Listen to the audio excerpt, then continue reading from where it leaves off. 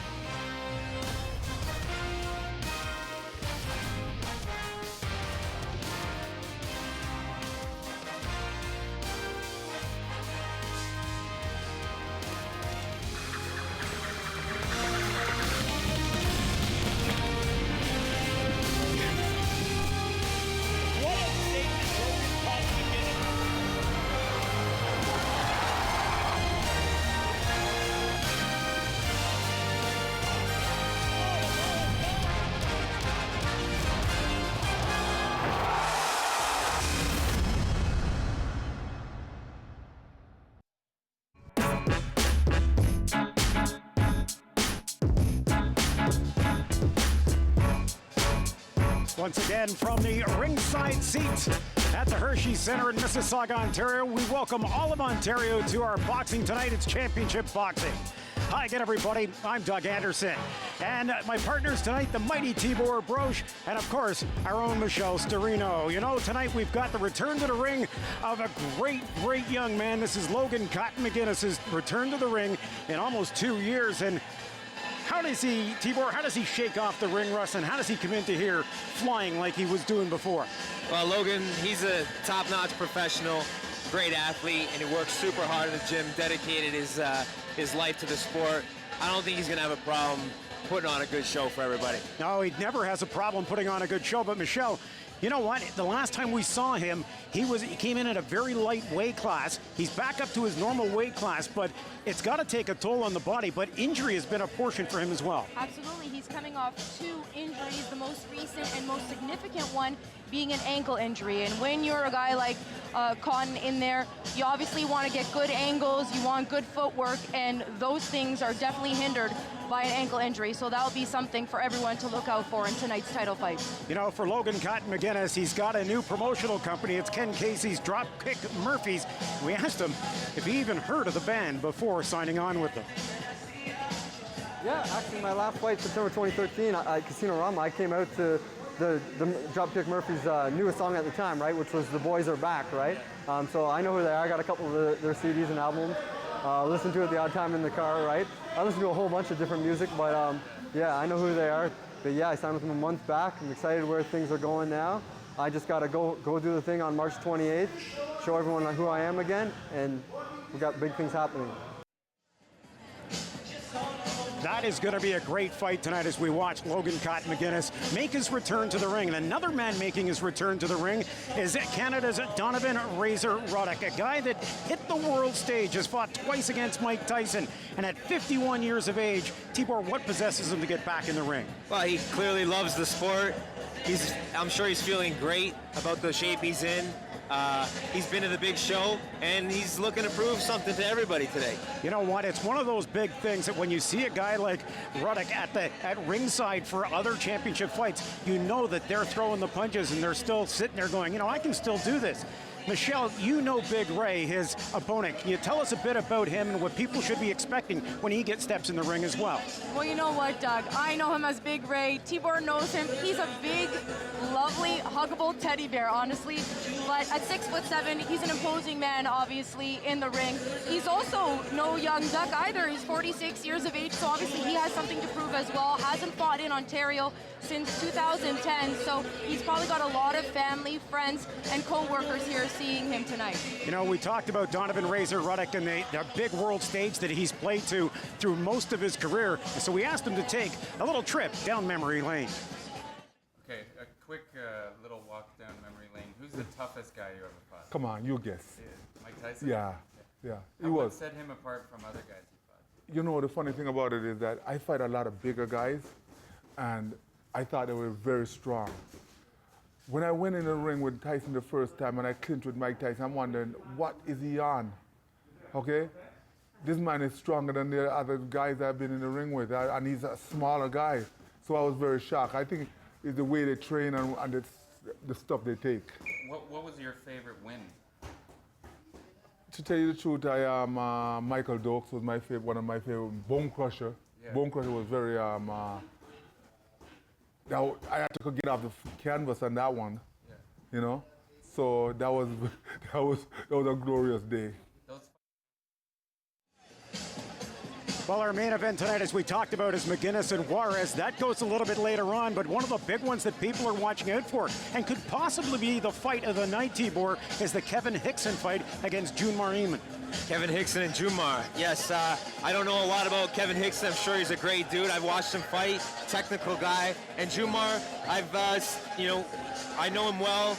He's a friend of mine, and also I've worked with him in the ring many times.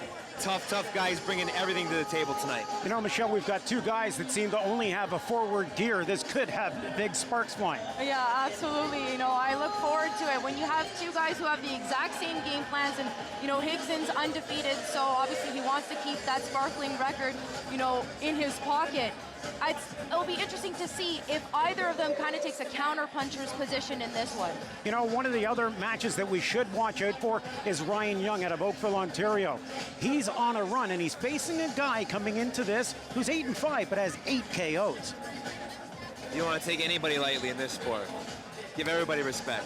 Well, we've seen, you know, last time we were in this very building, you know, Steve Frangic, undefeated at the time, and it was a little bit of a flash KO, and that was the first loss on his record, and no one was really expecting that. It was a big upset. So like you said, you can never take anyone lightly when you step in the ring. And I'd be very remiss if I didn't mention another big fight that's coming up. That's April 3rd, and our broadcast partner right here, the mighty Tibor Broch, is going for the Canadian welterweight title. Tell me, how's training been going other than the little scratch in the right eye? Training has been rough and tough, but very successful. Working over at the Huff Gym with Andrew and Olga here on my team, and I'm super happy. Couldn't be more happier and feeling great about the fight coming up. Yeah, and you've been after Steve Claggett for a long time. This is about a 5-year run trying to chase him down. Yeah, he's been on my radar for a number of years and vice versa. You know, it's too bad the fight hasn't happened before, but it's happening now, and I still feel really, really good about it. Well, I'm not going to speak for Michelle, but I am going to speak for Michelle when I say when you go out west, you've got two people in your corner as well. And they may not be there in person, but we will definitely be there in spirit. Much appreciated. Good luck, brother. We'll be back right after this. Stay with us.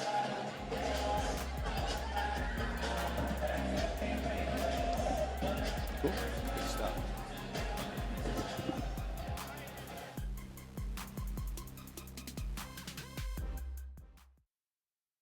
Sir.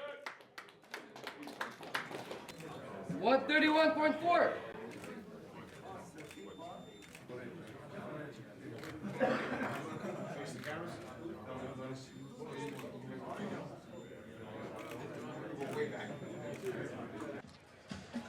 All right, we get set for our first matchup. Here's Thomas Triber.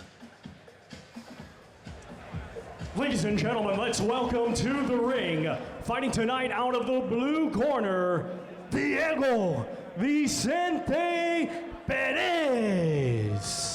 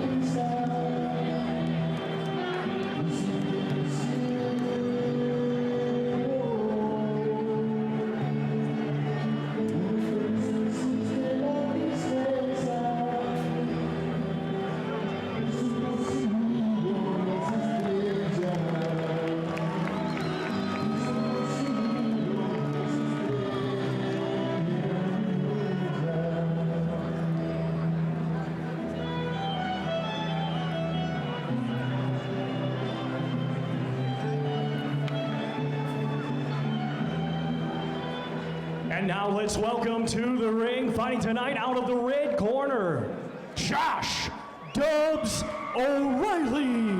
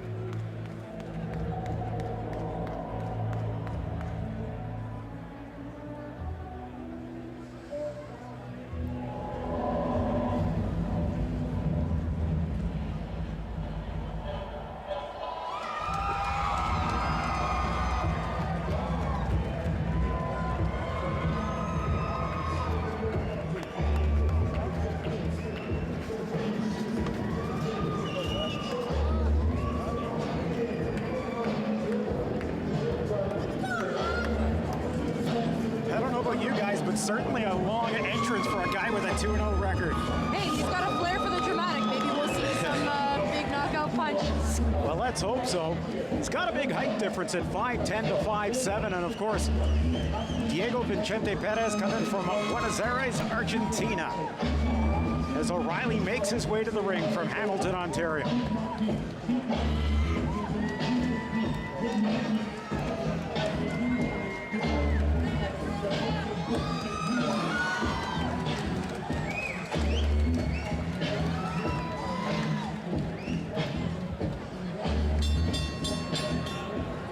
Ladies and gentlemen, good evening and welcome to the Hershey Center here in Mississauga, Ontario for Championship Boxing, and it is being brought to you by United Boxing Promotions. We get the action started with 6 rounds of boxing in the super featherweight division, and our 3 judges scoring on a 10-point must system will be John Wiley, William Boudhou, and Kelly Zolnierczek. Our referee in charge, the third man in the ring, will be Donovan Boucher. Introducing to you first, fighting tonight out of the blue corner, he's wearing yellow trunks with black trim and weighed in at 131.5 pounds. His professional record consists of 8 wins, 6 defeats, 1 draw, with 6 of his 8 wins coming by way of knockout. Ladies and gentlemen, damas y caballeros, de Buenos Aires, Argentina, presentando Diego Vicente Perez. His opponent across the ring, fighting tonight out of the red corner. He's wearing green with white and orange and weighed in at 132 pounds. Hailing from Hamilton, Ontario, he is undefeated with 2 wins. Ladies and gentlemen, here is Josh Dubs O'Reilly.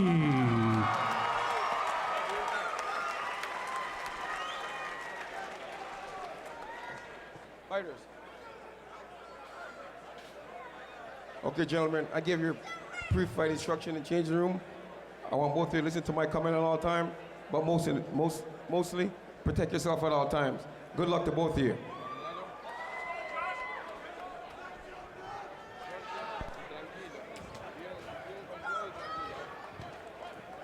Here we go for our first fight of the night, a 4-rounder between Josh O'Reilly and Diego Vicente Perez of Argentina.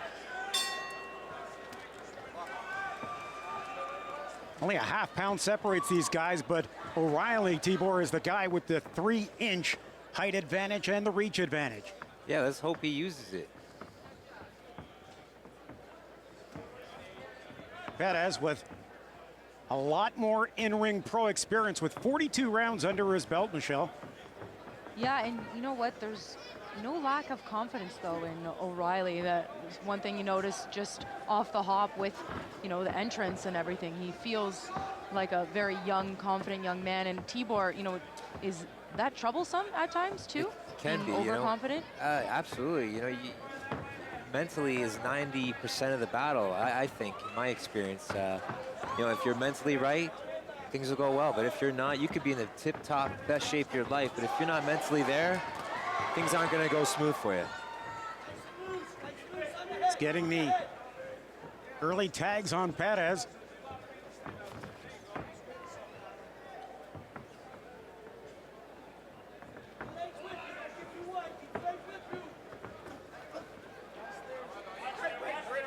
Well, O'Reilly's got a good corner as well with Bob Wilcox and Ryan Grant in his corner tonight. Both guys know a lot about the sport, been around it a long time. It seems as though O'Reilly's almost, you know, jabbing his way too far in. Got him with the left right to the chin. Perez takes another left as he tried to go down low on O'Reilly. Tibor, it seems when Perez throws out that left hand, he's dropping the right hand a bit, and O'Reilly's coming in with a straight right. Perez, he's looking, though. He's looking, taking his time. I've seen him try to throw a counter right already. You know, and it looked pretty good. O'Reilly better stay on his toes. We talked about Perez and his knockout power. In his 8 wins, he's got 6 of them via the knockout.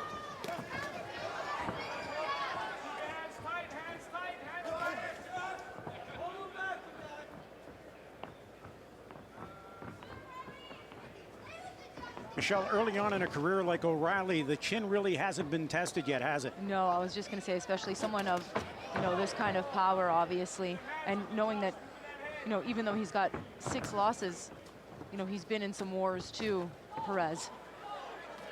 Yeah, I see him. He's thinking in there. I see him. He swept the hook already a few times, and he's sizing him up big time. Yeah, he didn't land it totally clean, but. Third man in the ring is former Canadian champion Donovan Boucher. That's the end of our first round. So a 10-point must-scoring system through 4 rounds.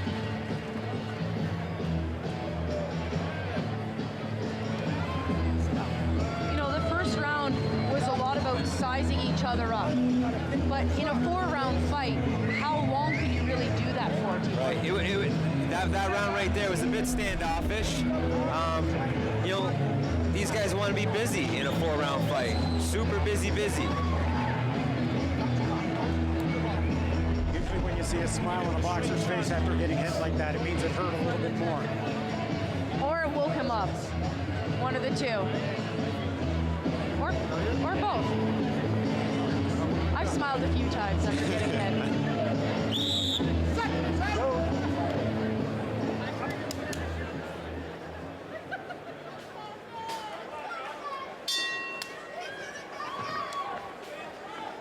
Round number 2. So we're doing 4 3-minute rounds here in the opening matchup.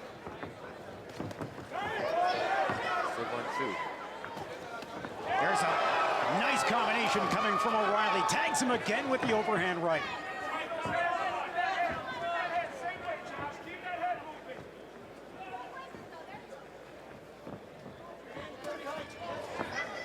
O'Reilly's certainly been the aggressor here in the second round, and towards the latter half of the first.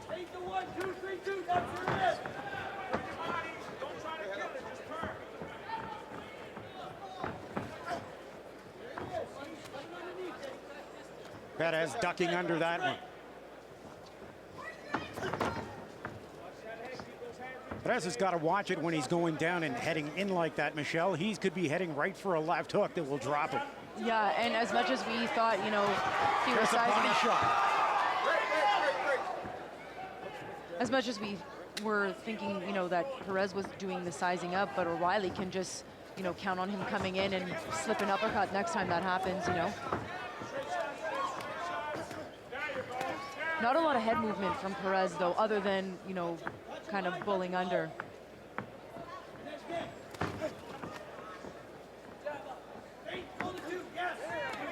There's a good right from O'Reilly. That caught Perez right on the right eye.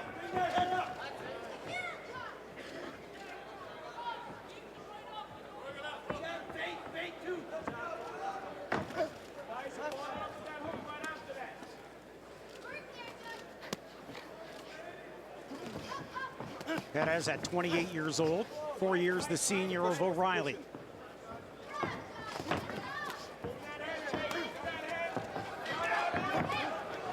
Nice job. Going back to the body. He's got him cornered. Perez trying to work out of the corner. O'Reilly comes in, takes one of his own as Perez gets one over the top. That sweeping hook, that sweeping left hook, you get him coming up. You can see the confidence in O'Reilly starting to build. Yeah, I said that first round he was a little standoffish, but I think, you know, he was just getting his distance, and he's kind of knows it now, and he's pulling the trigger a little more this round and definitely owning it.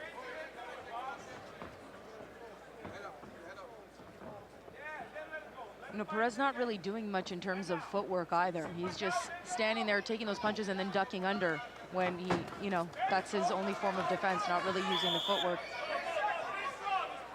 Final 10 seconds of the second round.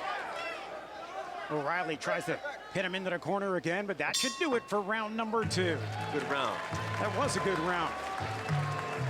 So through 2 rounds, I've got O'Reilly winning both rounds by 10-9 scores. Michelle? Yeah, I have him leading 2 rounds to none as well. Yeah.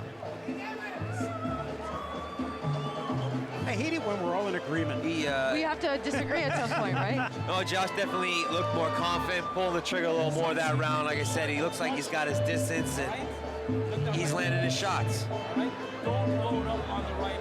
Michelle, he was able to throw a good couple of combinations, and that could have been the difference in that round for him. Yeah, and you know, I had mentioned the footwork as well. When you're busy, and Tibor's mentioned this a few times too, just keeping busy, you know, even when things aren't landing for you. But good combinations here by O'Reilly in the second round. Yeah, Perez is kind of holding Round his number 3 ground. coming up. This one's scheduled for 4. O'Reilly's, you can see him, he's kind of bouncing in and out, and it's making it difficult for Perez to gauge the distance. Yeah, and to really time his attack as well, right? Tibor, in a short fight like this with only 2 rounds left, what does Perez have to do to get back in this? He's got to do something drastic, throw more punches, obviously. He hasn't been very busy, and he's being outworked right now.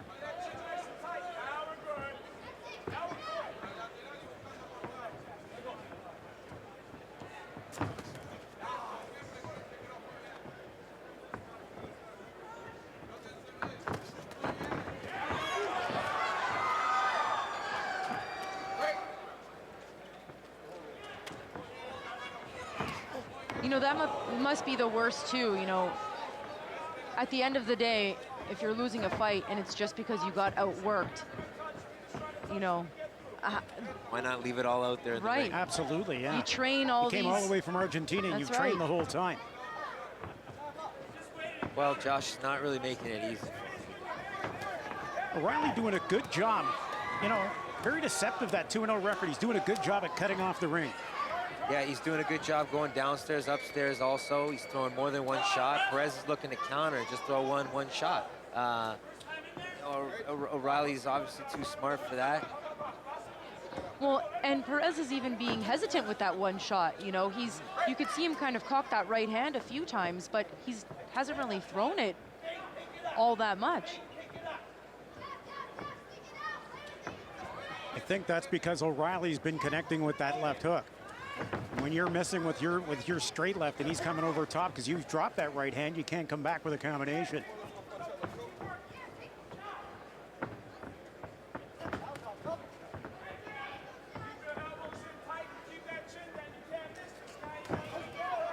There's a good right, tries to go over top, and Perez gets out of the way.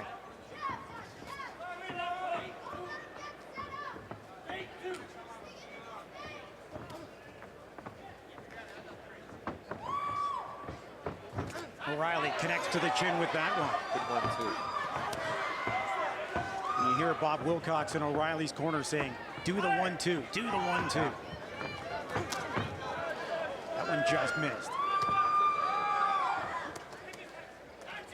Good body work, throws one over the top.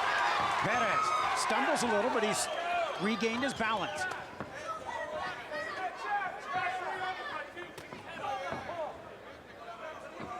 Sweeping overhand right, doesn't really connect, all gloves on that one. O'Reilly backs his opponent up. Final 10 seconds of the third round. Switched up to southpaw. Switches back and gets connected with a right. You're gonna switch to a southpaw, you gotta at least throw a couple of punches that way, don't just show. Yeah, he switched and he kind of stood there and then he switched back. He didn't do anything. So we're all going to be in agreement again that it's a 3-0 lead. Yes. Yeah, Michelle, you take a look at the activity of O'Reilly. It's pretty impressive that he's getting better every round. Yeah, and here, you know, it's pretty much textbook, you know, body, open it up, go to the head, you know, or you do the vice versa. You try headshots and then it opens up the body, but that was pretty much textbook getting out. Doing a lot of things right. Yeah.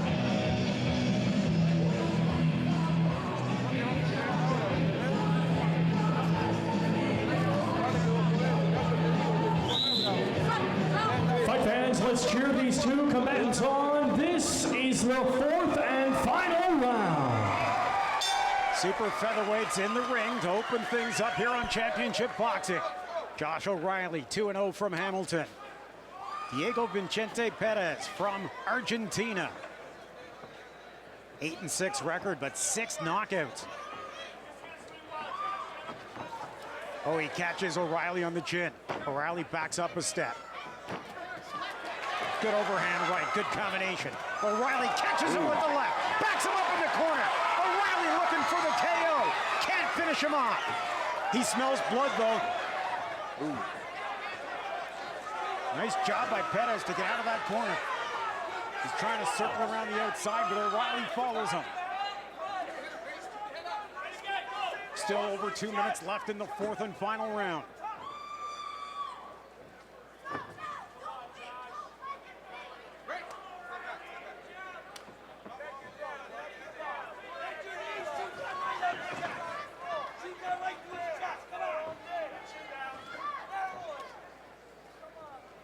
You can hear O'Reilly's corner saying shoot it right to the chest because every time he ducks over, that's where his head's going to end up. Exactly.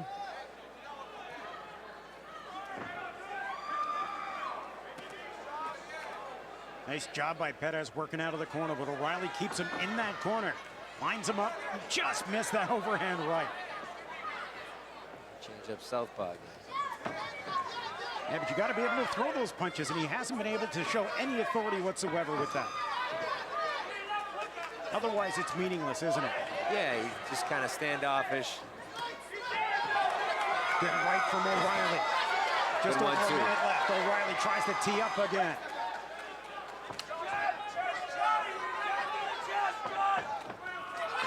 There's a big right, and down goes Perez. O'Reilly with the straight right hand.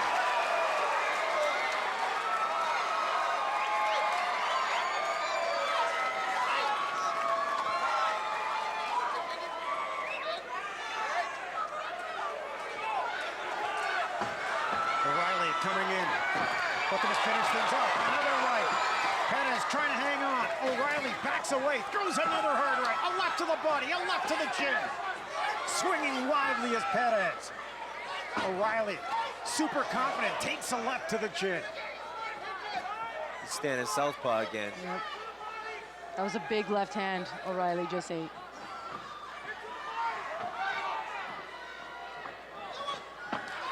There's a right. O'Reilly hangs on. Final 10 seconds of this, the fourth round. And O'Reilly with a huge knockout here in the fourth. He drops it again with just 2 seconds left. And down is Perez.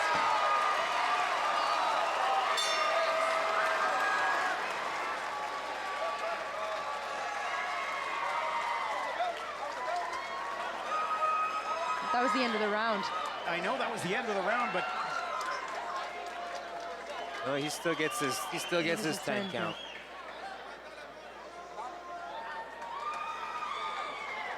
but they were at 6 when he was on the ground. So how long does he get?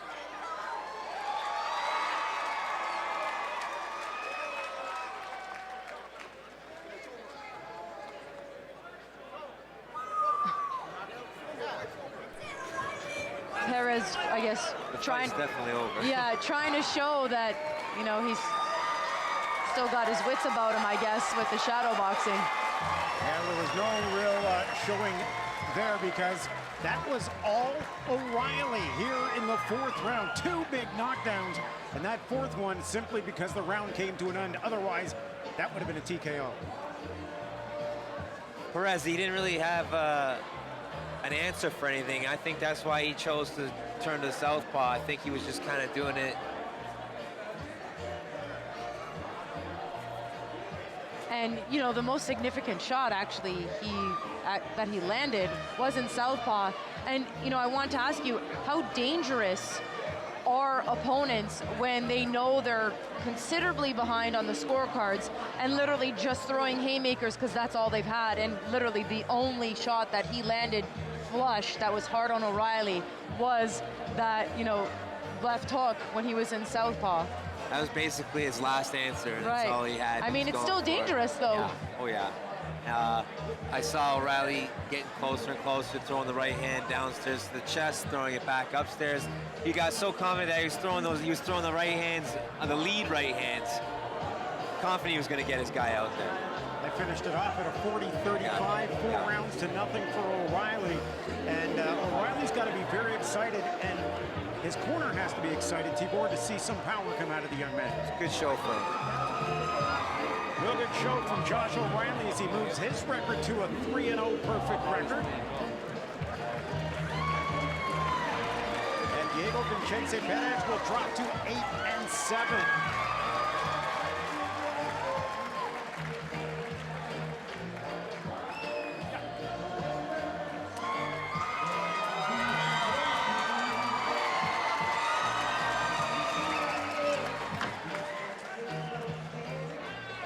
Let's go to the ring. Here's Thomas Treiber. Ladies and gentlemen, after 4 rounds of boxing, we go to the judges' scorecards, and all 3 judges, John Wiley, William Boodhoo, and Kelly Zolnierczek, are in agreement, scoring at the same 40-34, all in favor of your winner by unanimous decision, and still undefeated, Josh Dubs O'Reilly.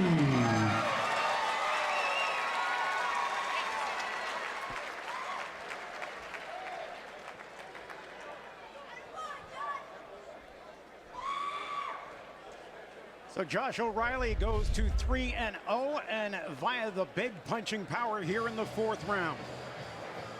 There's that jab to the chest, right hand over top. Simple 1-2, very effective in boxing. Michelle, you called it. The corner was saying, throw to the chest. He's going to drop his head. He does and gets clobbered again. Yeah, and, you know, it always seems to amaze me, even though I shouldn't be shocked anymore. But the simplest combinations are always the most effective, Tibor. Yeah, 1-2, you can't hide from it. Basic 1-2, very effective.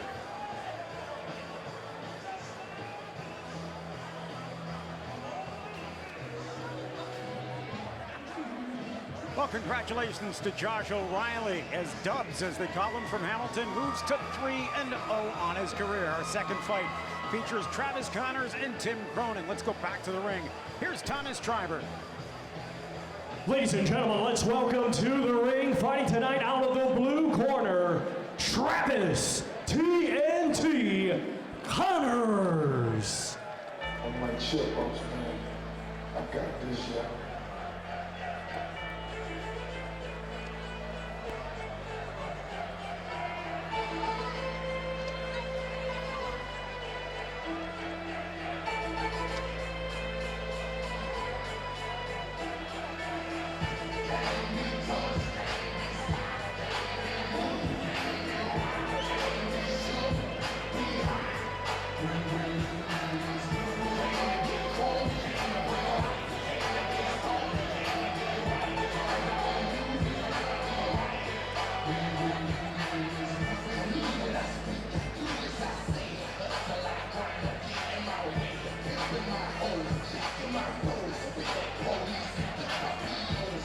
Travis Connors currently ranked number 9 here in Canada.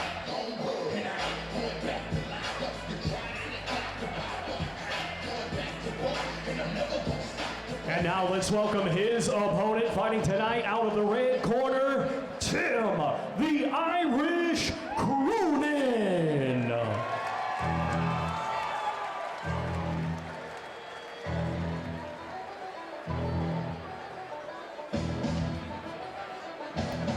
For Tim Cronin, after losing his opening debut fight in the pro ranks, has gone on, came on to win 3 in a row.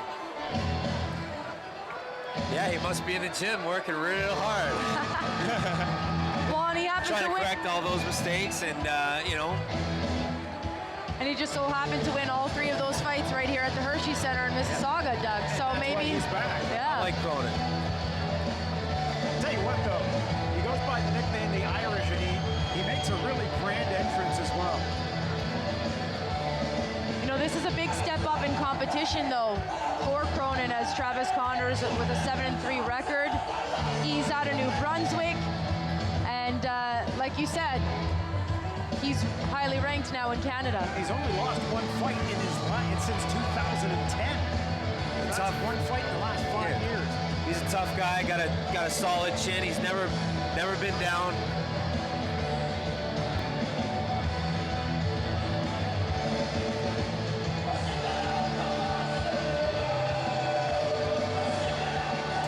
His last fight, a third round KO in July, and he's already, Travis Connors, he's already booked. How's this for being proactive as a boxer? He's already booked for a show in May back home in New Brunswick, so they're confident that he's going to do well tonight.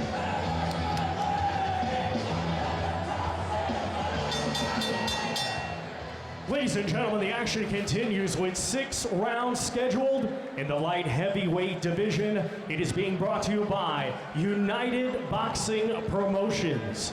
Our 3 judges scoring on a 10-point must system will be Harry Davis, William Boudhou, and Kelly Zolnierczek. Our referee in charge, the 3rd man in the ring, will be Mark Simmons. Introducing to you first, fighting tonight out of the blue corner, he's wearing gold trunks with black trim and weighed in at 174 3/4 pounds. Coming to us from New Brunswick, Ontario, he brings a professional record consisting of 7 wins, 3 defeats, with 4 of his 7 wins coming by way of knockout. Ladies and gentlemen, please welcome Travis TNT Connors. And his opponent across the ring, fighting tonight out of the red corner. He's wearing white with green and weighed in at 173.5 pounds. Hailing from Toronto, Ontario, his record consists of 3 wins and just 1 defeat. Ladies and gentlemen, introducing Tim the Irish Cronin.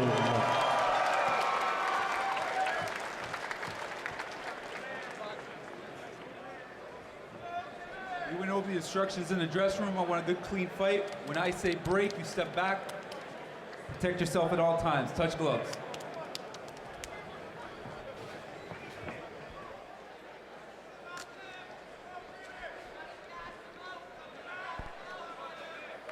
So this one a scheduled 6-round fight. And at 6'2", Cronin has a 4-inch height advantage over Connors. Connors wearing the gold shorts trimmed in black, and of course Cronin in the green trimmed in orange and white.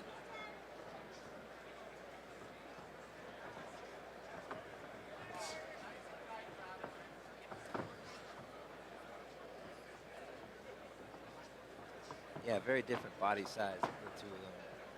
Cronin, a very stand-up, straight-up kind of Right. up and down, north-south kind of fighter. Yeah, the tall, lanky against the short, stocky.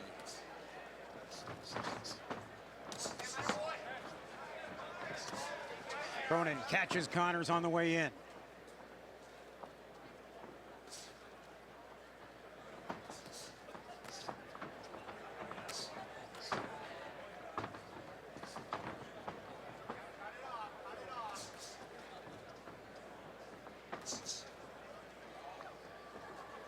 There's that 1-2 we were talking about. Yeah, and Cronin looking to just pick him apart from the outside as Connors just basically is bullying his way in.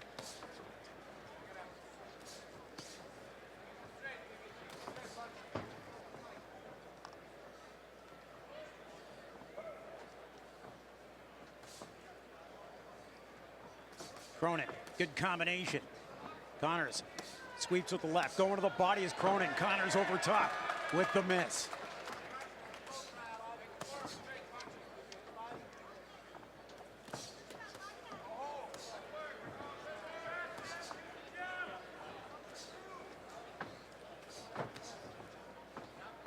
Michelle, you hit the nail on the head. Right now, Cronin's picking him apart. Great boxing. Piling up the points in the early going.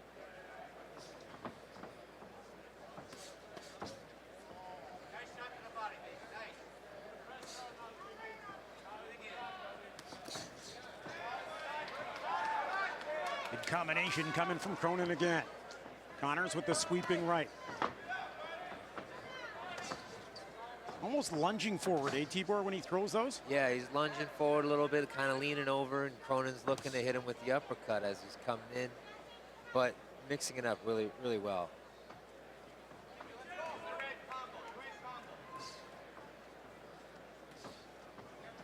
You know, when you're that shorter, stockier fighter, you know, you do have to work your way inside, and once you're there, you have to keep your opponent there in order to get those points, or at least land a few shots. Damage. Yeah, when you're in there.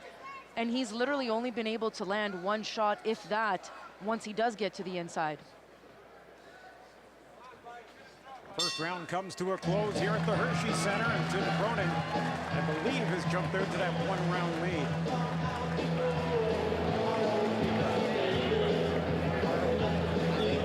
So you're in Connor's corner. What do you see going down?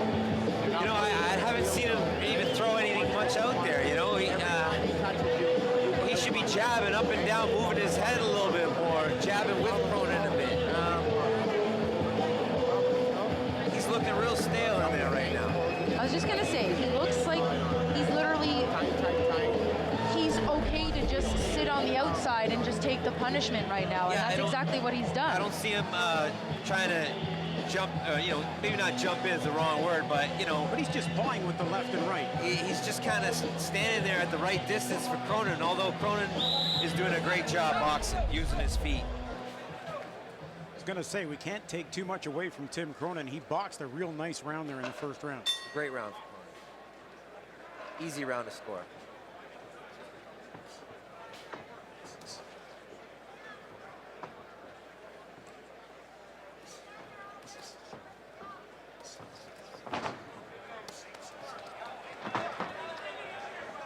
Every time Connor seems to try to get inside, Cronin's quick enough to get out of the way and move around the ring, and he seems comfortable going both to his left and his right.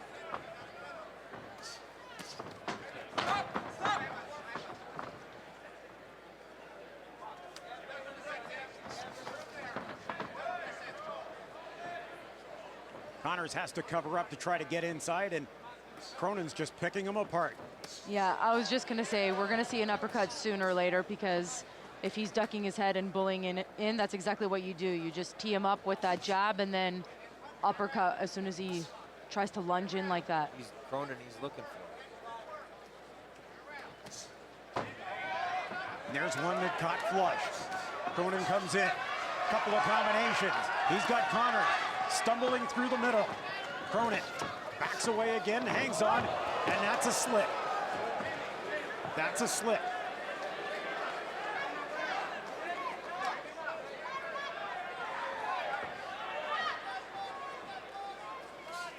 Good uppercut.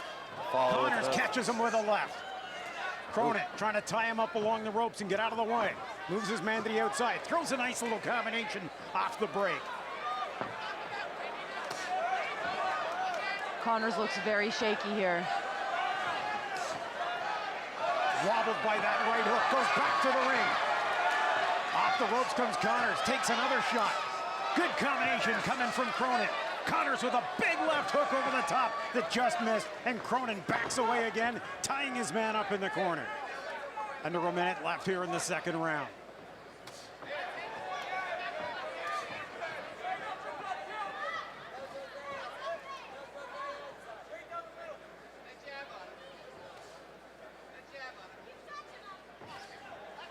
You could tell Connor's legs are jello right now. Yeah, I was gonna say, he looks tired. Yeah. Couple of good body shots in that first round will do the trick for you as well from Tim Cronin.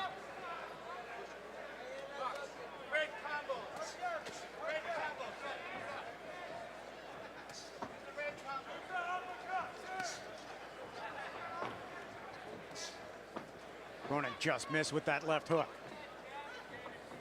Pause the jab out there. Trying to keep Connors backing up, then connects with one right to Connors' head. 10 seconds left here in the second round.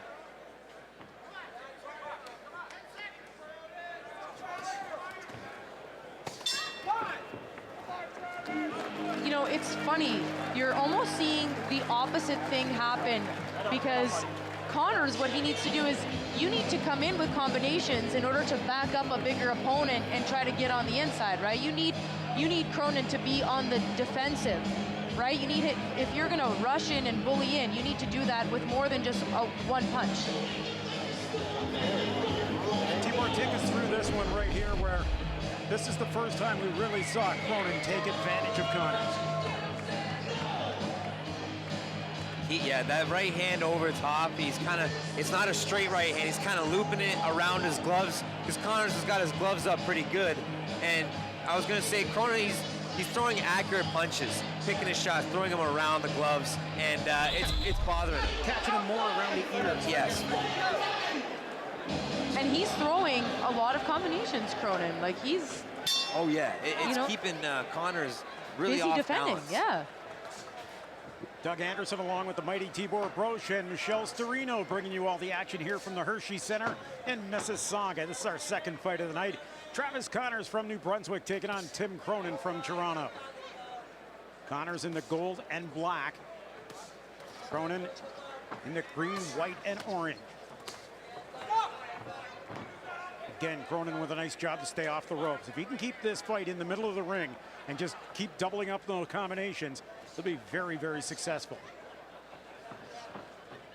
There's that looping right hand I was saying. Oh, he caught him with a right to the chin, and down goes Connors. He looks super exhausted. He is out on, it is over after 2 rounds.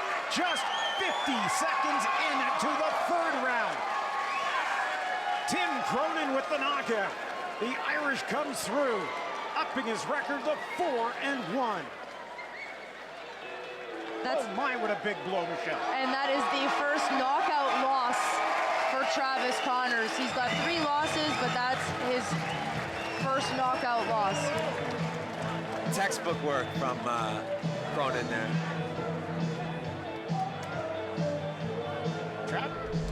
Travis Connors came into this fight 7-3 with 4 KOs, and he steps forward and boom, there's the big one, and it comes up right after here, Tibor.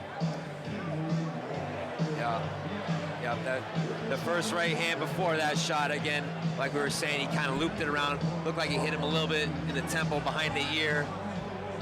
Hurt him, and then finished it off with another one. Now you can see the disappointment on Travis Connor's face, but the jubilation on the face of Irish Tim Cronin, who moves to 4-1 here in the Hershey Center.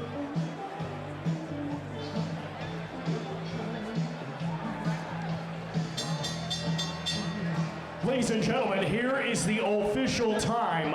50 seconds of round number 3. Your winner by way of technical knockout, Tim the Irish Cronin.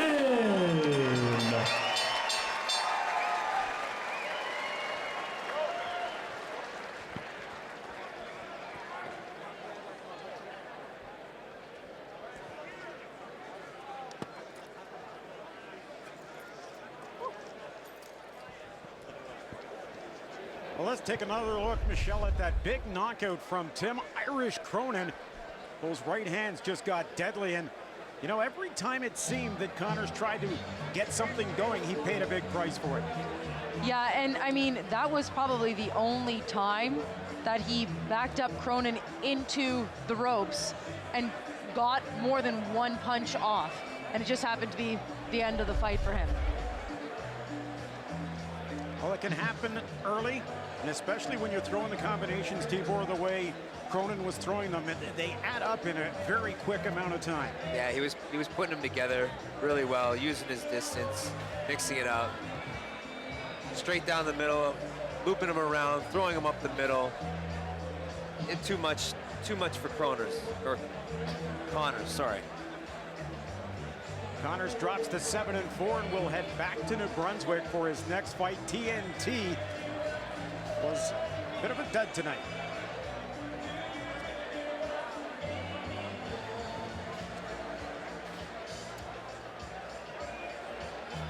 So that is our second fight of the night under the belt, so to speak. Our next one is an 8-round fight as we bring back to the ring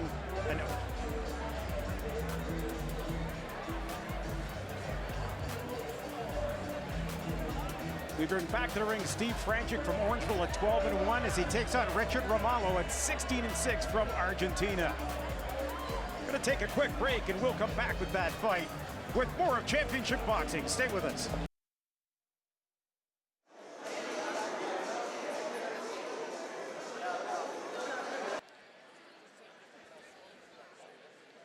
The crowd certainly getting their money's worth through the first two fights here in the Hershey Center as Josh Dubs O'Reilly kicked things off in the super featherweight division. He moved his record to a perfect 3-0 with a knockout of Diego Vincenzo Perez of Argentina. Then Travis Connors from New Brunswick was knocked out by Tim Irish Cronin of Toronto, who moved his record to a perfect 4-1. That was just 50 seconds into the third round of a scheduled 6-rounder.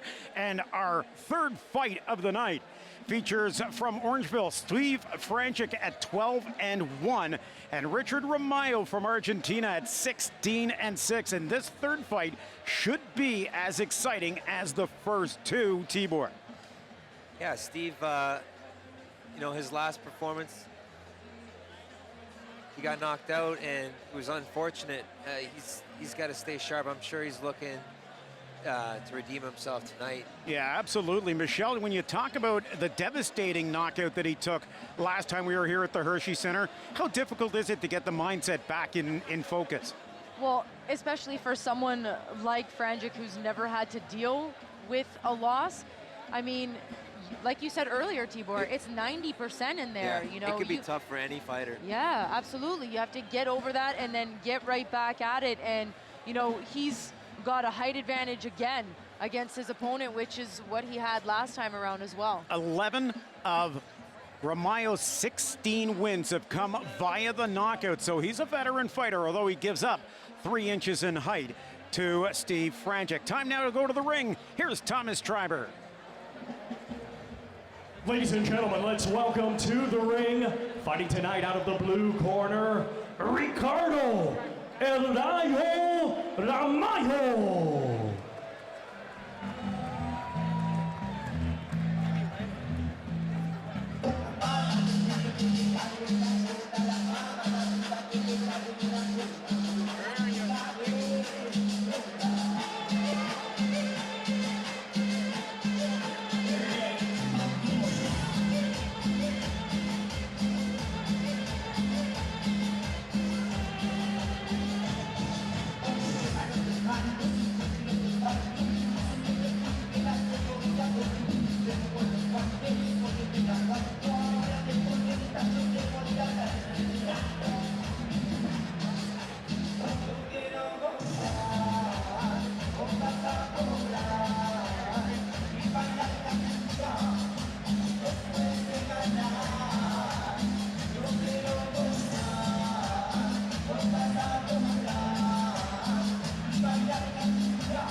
Richard Ramayo should be the one coming out from behind the curtains for the next fight. But, you know, I got to talk to you about what it's like waiting in the back for your turn to come out. It's crazy sometimes. You never know what's going to happen. Sometimes they're rushing you, sometimes they're taking their time, and sometimes they're getting it all wrong. So you just got to stay mentally composed. Does it really affect you, though, if they're rushing you and they're pushing you out there as quickly as possible, or they're messing you up? Oh, well, you know, if you're on your game and you know what you're supposed to be doing, you focus on that, it shouldn't be too difficult. And do you have any idea of, you know, what's already happened throughout the card? Like, because you hear oohs, and could you hear the oohs and ahs from the crowd from other KOs or TKOs that have happened? Yeah, you can hear a little bit from the background. I mean, behind the stage there, and sometimes they got TVs in the dressing rooms for you, and you catch glimpses of the show. You know, so you got to try not to let any of that stuff bother you. That's tough watching the other guys fight, though. It can be sometimes. Let's go back to the And ring. now Here's let's Thomas welcome Driver. to the ring, fighting tonight out of the red corner, Silent Steve Ferengin.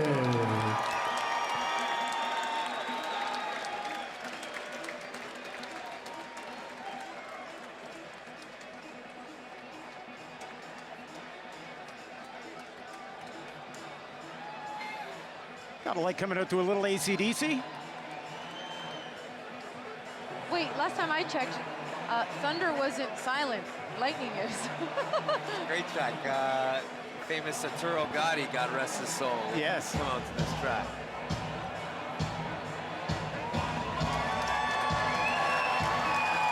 There he is. He looks really live. Pretty much every guy that comes from Orangeville is tremendously supported when they're here at the Hershey Center. Yeah, you got Brian Mackey in the corner.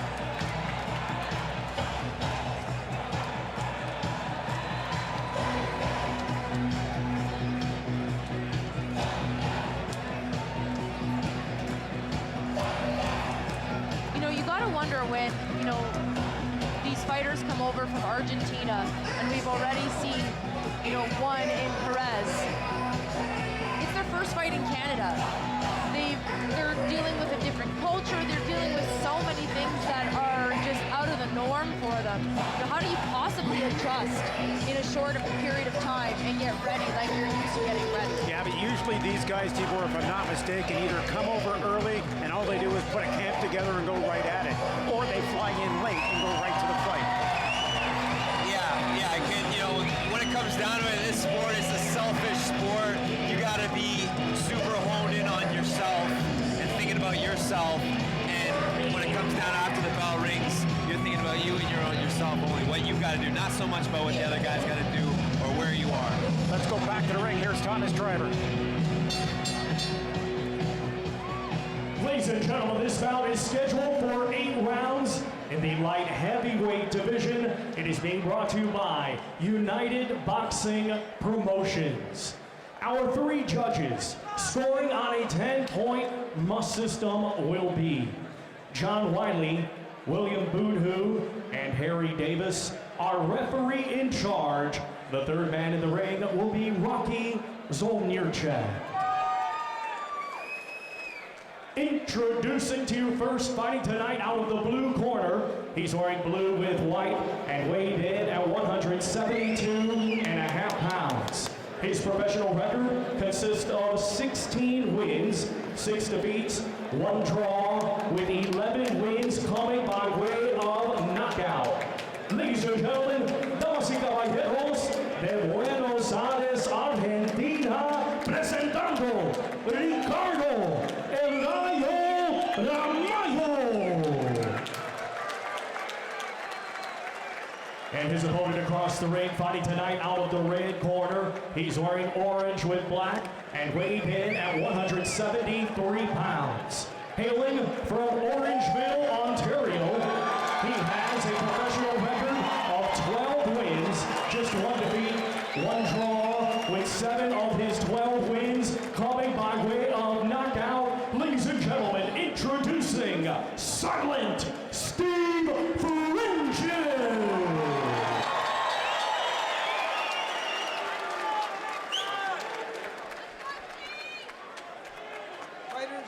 Fighters.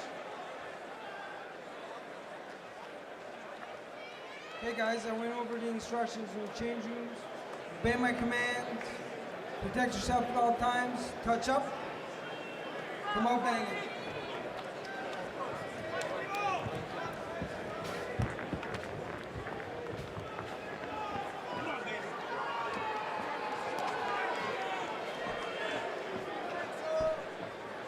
Rocky Zahilchuk is the third man in the ring. And here we go for round number 1 of this scheduled 8-rounder.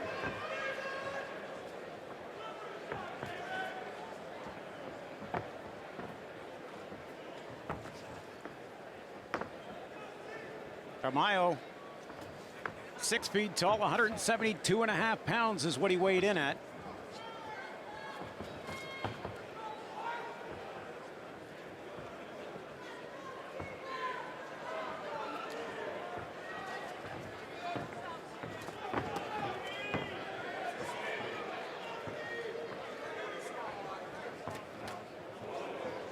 Good right hand.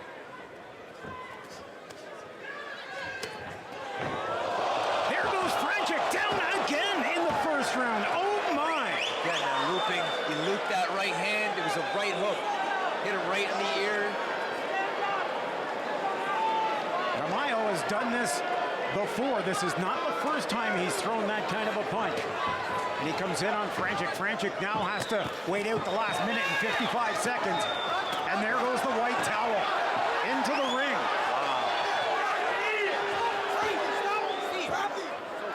The ref didn't see it. The ref didn't see the towel.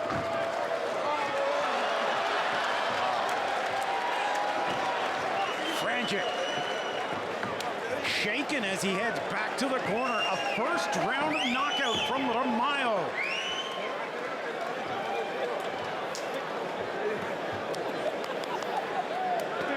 Shocking.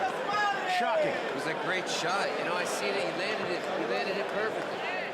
Like I said, Michelle, he had 11 knockouts in his 16 wins, so he's got the power. Yeah, and you know what, too? He had something to prove as well, as his last fight was a 7th round TKO. You notice he threw a couple straight hands right off the bat, and then he looped that last one right around. That's the same punch that caught Franchik in his first loss. He set it up.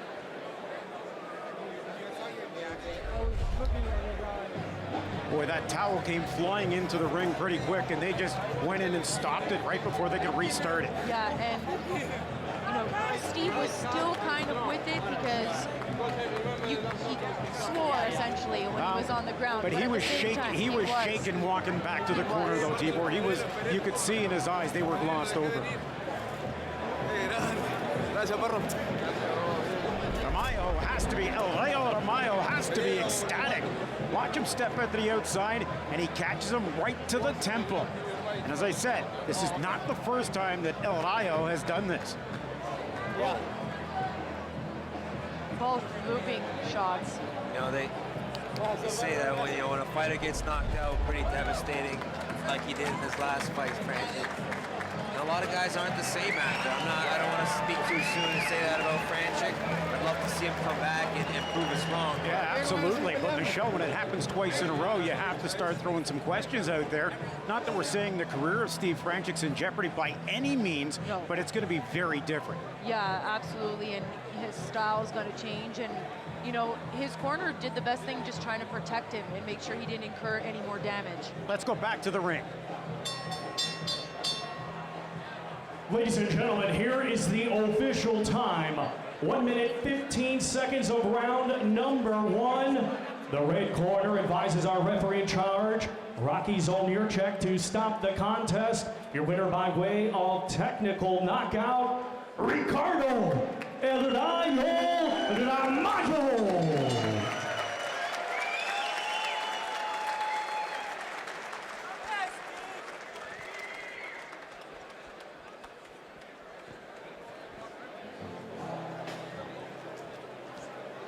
I don't want to state the obvious, but I'm going to.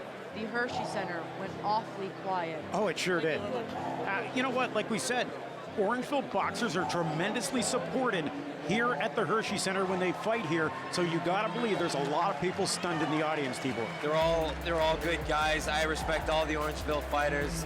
You know, their coach Brian Mackey is a good guy, well-respected fighter. Man that's hit the world stage in his own right. You know, he loves all his fighters, so it's heartbreaking to see. But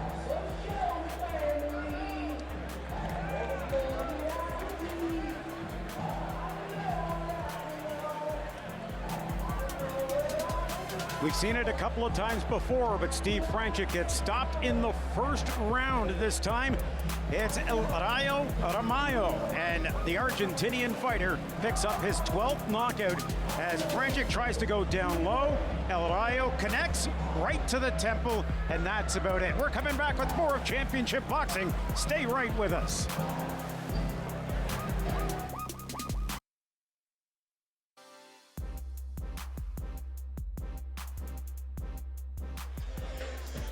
Welcome back to a packed Hershey Center here in Mississauga, Ontario. We welcome all the viewers from across Ontario as we're taking in some great fights and some world-class opponents here at the Hershey Center. Hi again, everybody. Doug Anderson along with the mighty Tibor Broch and Michelle Storino. We are your broadcast crew. And guys, we've seen some tremendous action so far tonight. I got to tell you something. The one we just saw, Steve Franchuk, we talked about it a little bit, but Michelle, what's that like to the ego after getting that knockout punch in the first round for the second consecutive fight? Well, and you could tell the look on his face. He was so disappointed. I mean, and knowing too, just the time. He barely got in there, just over a minute in, and the night is over. Yeah, we're going to show the highlights of that one in just 1 second. Tibor, I want you to take us through Josh Riley's first big victory in the big stage like this here in the Hershey Center, his third win in a row. The young man put on a little show. he did everything right tonight. You know, he was shooting upstairs, downstairs, boxing really good. He used his feet really well, gauged his distance after the first round, and started putting everything together. Michelle, he really seemed to build confidence from the first round. We saw him in the first round sort of feeling his way out, but every round after that, he got better and better. Yeah, you know, he noticed the tendencies of, you know, his opponent and the fact that Perez wasn't really throwing much of anything. He was just kind of sitting back, not doing a lot of head movement, not a lot of footwork, and he completely took advantage of his opponent. Tibor, Bob Wilcox has to be happy with seeing the power of the young man in the fourth round. Yeah, as the fight went on, you started to see Josh throw the right hand with more and more confidence, more and more power.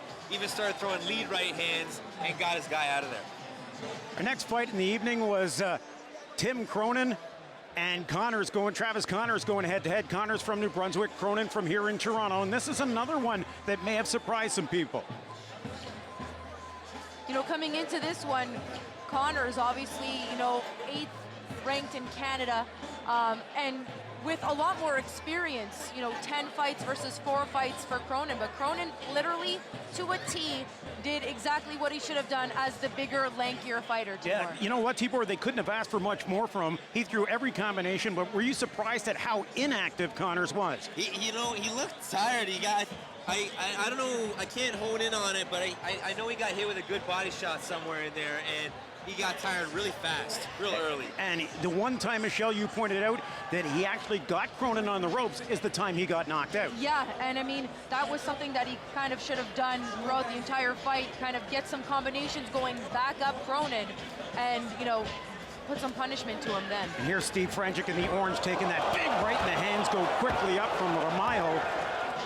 You have to give Ramallo some credit there. I saw him throw the straight right hand. It was a straight right hand. He threw it a couple of times, and the first looping one he threw, he set it up with those straight right hands.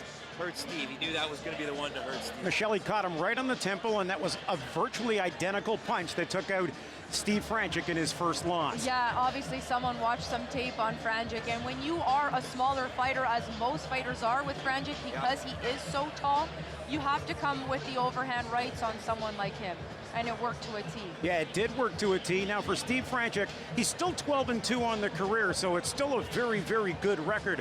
But how much does this hurt him in the rankings?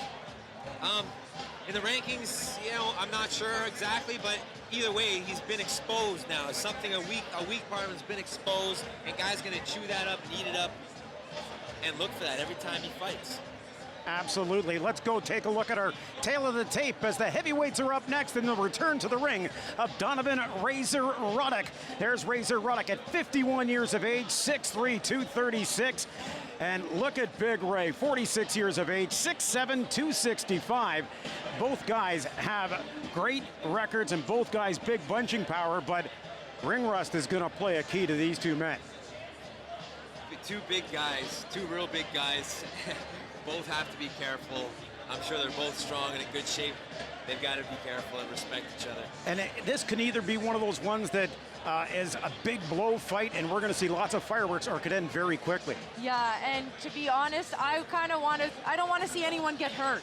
You know what I mean? Knowing, you know, like you said, it's been a long time for both of them to be in the ring, and both of them, you know, don't exactly have age on their side either. You never want to see someone get hurt because it's a longer recuperation process once you get older, right? You know, we caught up with Razor Ruddock and we asked him, what keeps you wanting to come back in the ring? Because we asked each other that question. Why would a man at 51 want to come back into the pro ranks? We asked Razor Ruddock that exact question. The people who are wondering why I want to get back into boxing probably would not understand me. My name is Donovan Razor Ruddock. My record is 38-5 with 28 knockouts. One of the records that I want to achieve is to be the oldest heavyweight fighter ever. And people really cannot understand the reason why I'm doing what I'm doing. Because of the fact that they never walk a mile in my shoes. They wouldn't understand. So it's hard for me to really even explain to them how I feel and compared to when I fought back in 1991 to now. So I know the judgment, I know how I felt back then and I know how I feel now. And I think that I can achieve a lot more now than I did back in 1991. I feel physically stronger than when I was younger. Really? Yes, because the fact of the matter is that I am more dedicated, I'm more focused, and I continue training for the last 6-7 years. I've been just training constantly. Back in the days when I was fighting back Mike Tyson and all those guys, we'll train and we'll fight 3 months, and then we'll go and relax and do stupid party, and then we'll try to get back in shape again for the next fight. This time around, I'm just training constantly, so I feel much stronger, much more focused. My brain, I'm clearer in my head. Even when I'm sparring with these guys here, they're saying that they can't hear me breathe, they can't understand. But I understand, I know the mechanic of boxing, and I understand it now. I never understood it back then. Back then I was just fighting because I'm a pure aggression, I'm just a lion and I'm just a fighter. Now I'm more of a artist. I know what it takes, I know the preparation, I know how serious it is. I kind of retired from boxing, and then I realized I'm trying to find my way through life, try to fit into the normal world and try to see what I'm gonna do for the rest of my life. And then I was invited, when I was living in Jamaica, I was invited by a few guys who's older than me to go to the beach and have a drink on Sunday. And then I went over there and they were drinking and they were reminiscing and they were just like, oh, it just something just clicked in my head, and I said, is this what I'm looking forward to for the rest of my damn life? Is for me to just sit back, drink, and just fade away? And then I went to the doctor. I was about 300 pounds then. And I went to the doctor, and the doctor told me that my pressure was going up, my high blood pressure, and I had to watch what I eat, and my knees was having stress on them, too much weight. And I went into that doctor that day, and I swear to God, I walked through the back door just like this. I changed my eating habit. I stopped eating meat. I'm a vegan now. Man, I feel so, I know I've been trained. I started to walk, then I start to run. I run the hills in Jamaica, and now I feel like a lion. So then after I'm getting in better shape. I realize, I think I can do something. And then I start training and sparring. And I spar with this guy who's 22 years old. He fights just like Mike Tyson in Jamaica. And because of the fact that I'm a older fighter, they have this thing in their mind that they're going to take me out. So back in Jamaica, the whole neighborhood kind of boost this guy to spar with me, to box me and try to knock me out in sparring. And I went in there and I took him to school. I took him to school. And he don't box no more. And he was 22 years old. And he fight just like Tyson. And he was just aggressive. He used to knock out everybody in Jamaica. And I took him to school in 4 rounds. If you give yourself enough time for preparation, you don't get injured as fast. You don't feel the pain as much. And if you do it the proper way, a lot of guys train and they don't really know the proper way to training. Okay? And boxing is a science and it's a specific way of training you have to be. My wife. She's determined. She's my nutritionist, and we're working on it. We're working on it together. Okay. We're like a team, and I have my knowledge in boxing is vast because I've been around for almost 40 years in boxing. So she helped me to keep me on track what I'm doing right from what. So I'm training myself, and I feel good about it. And she helped me. She also, she's a dietitian. Make sure that I eat the right thing and make sure we don't put on no weight. Still making my history. I'm still writing my book, so I know I can achieve a lot more now than back then. Packed house here at the Hershey Center as the heavyweights are up next. Big Ray, 6'7", Razor Ruddock coming in. Back into the ring as we take a look at the weigh-in footage of these two big men. And this has the makings of a slugfest. Yeah, two big guys, determined guys, strong guys. They say don't blink, man. Yeah, don't blink as the heavyweights are in town and into the ring, and we're going up to the ring. Here's our good friend, Thomas Triber. Ladies and gentlemen, let's welcome to the ring, fighting tonight out of the blue corner, Bola Raymond, Mount Kilimanjaro, Olubolari.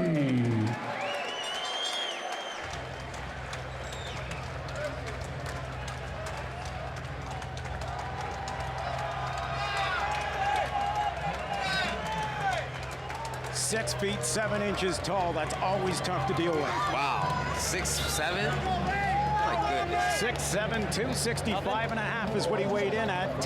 7 of his 10 wins have come via the knockout. They call him Mount Kilimanjaro. He's gone.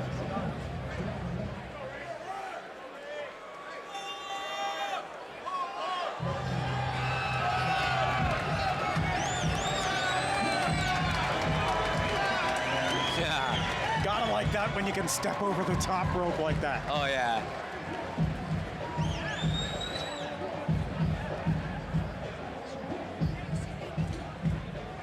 And now let's welcome to the ring his opponent, fighting tonight out of the red corner, Donovan Razor Ruddock.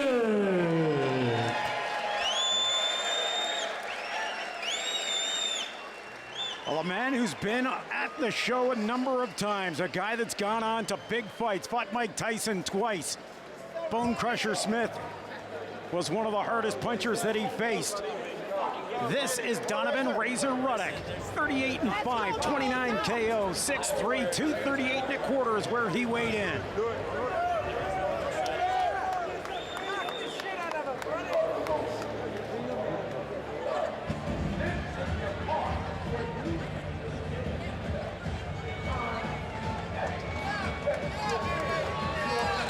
Tibor, I know, and we've talked about this a little bit before, I know you're fighting for the Canadian welterweight title coming up in just a week's time, but before, and we're going to talk about that a little bit later on, but how is it for a fighter that's been away from the ring for even over a year to sit at ringside and have that feelings go through you that you want to get back in the ring?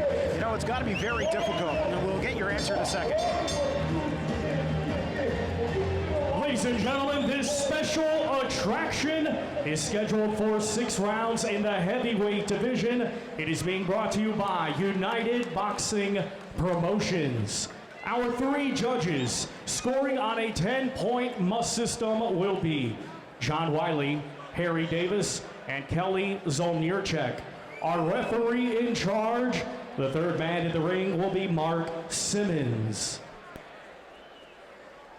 Introducing to you first, fighting tonight out of the blue corner. He's wearing red with white trim and weighed in at 265.5 pounds. Hailing from Toronto, Ontario, he has a professional record consisting of 10 wins, 6 defeats, 1 draw, with 7 of his 10 wins coming by way of knockout. Ladies and gentlemen, please welcome Bola Raymond Mount Kilimanjaro Olubaruli. And his opponent across the ring in this special attraction, fighting out of the red corner. He's wearing red trunks trimmed in black and weighed in at 238.75 pounds. Hailing from Toronto, Ontario, his record consists of 38 wins, 5 defeats, 1 draw, with 29 wins coming by way of knockout. Ladies and gentlemen, here is the former heavyweight world title challenger, Donovan Rubin.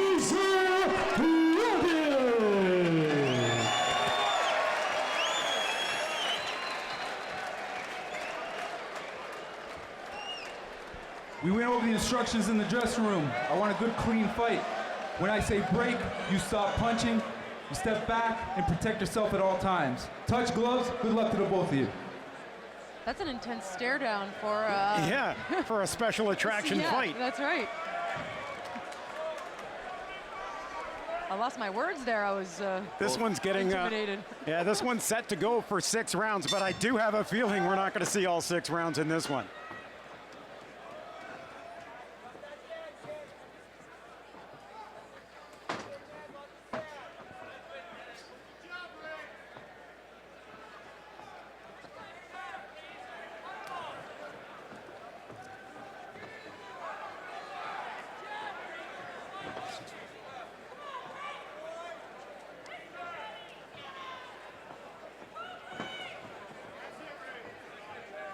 Razor Ruddock wearing the red trunks trimmed in black.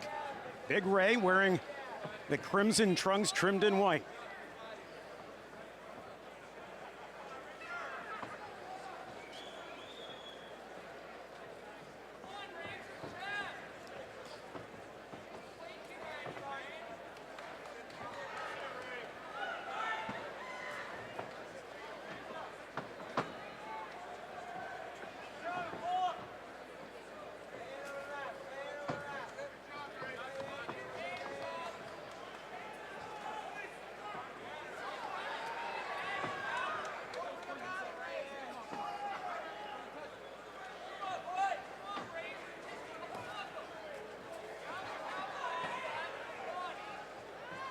Action stalled more in the ring.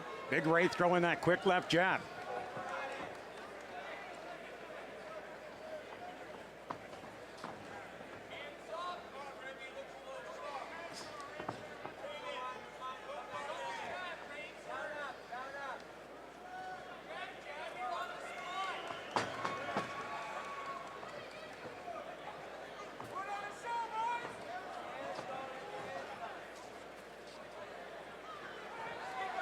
Over the top goes Big Ray.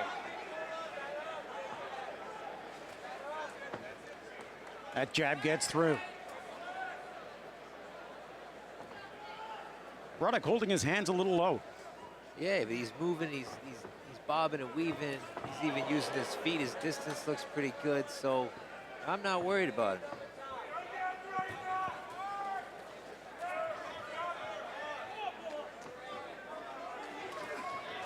Ooh. Second uppercut that Razor Ruddock has thrown to the body of Big Ray. Combination from Ray. Backs up Ruddock.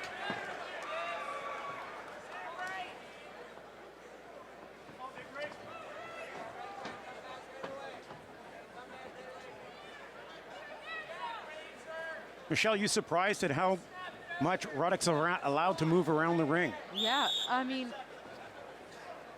Ray's crowding his punches too. Big Ray's crowding, so he's jabbing his way in, but then when he tries to follow up with anything other than the jab, you saw what happened. He was crowding himself, and he didn't really get anything substantial off, and then that's when Razor came in with the uppercut. Not much to really talk about in that first round. Really a feeling out, but you know, in a 6-round fight, Michelle, you talked about it earlier, the rounds go by very quickly. They do. And, you know, I mean, when are these guys gonna, you gotta think about conditioning too, right? It's a very plausible issue that both of these guys could have. And when will they tire out? Obviously, you know, when you're heavyweight as well, that's usually the case. And Big Ray just wants to figure out how much power that Razor Ruddock still has left in the tank. Yeah, Ruddock looked good that round. I have to say, his ring generalship was really good. He looks comfortable in there.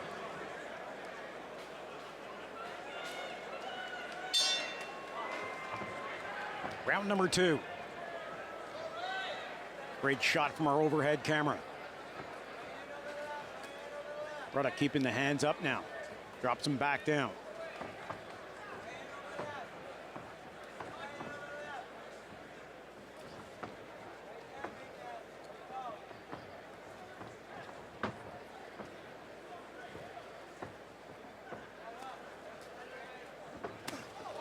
Big left hand coming from Ruddock.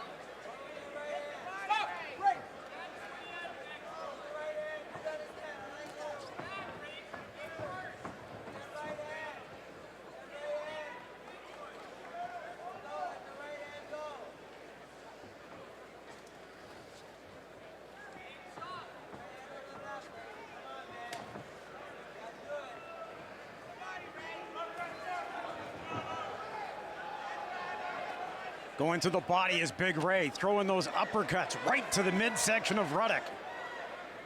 Ruddock can't get the right hand loose to throw his own.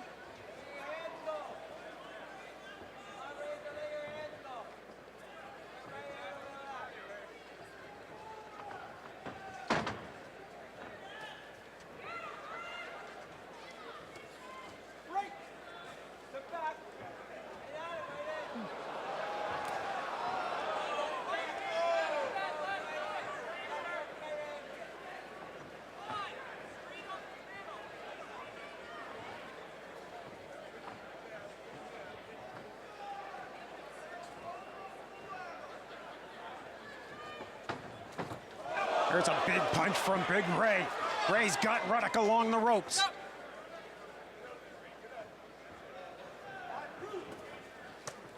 Ooh, Mark Simmons steps in and separates, and that was a big punch.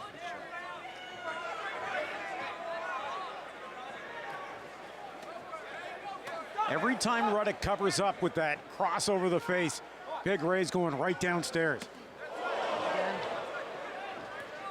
Oh, and they're going to take a toll after a while. Good body work.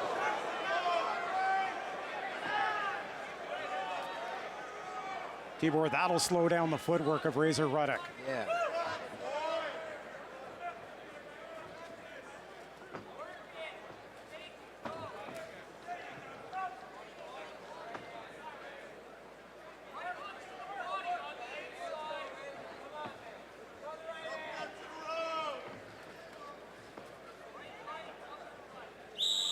Final 10 seconds of round number 2.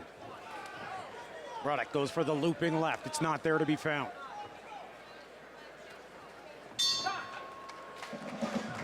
See Big Ray hitting himself in the forehead, saying he could have connected with that one, and he just held up. Yeah, it looks like he's a little bit hesitant, but we did see him throw a few shots to the body that round. You know, the first round was pretty stale for both guys. But he started to pull the trigger there, hit those body shots. I'd like to see him throw more, and then just that last round, why not let it all out? Yeah, Michelle, Big Ray threw 3 huge body shots to Razor Ruddock. Yeah, and you could tell it slowed him down initially, but let's see how he comes out here in the third. Right now, what do you guys have for your scorecards? That first round was really a toss-up. I have Big Ray getting the second.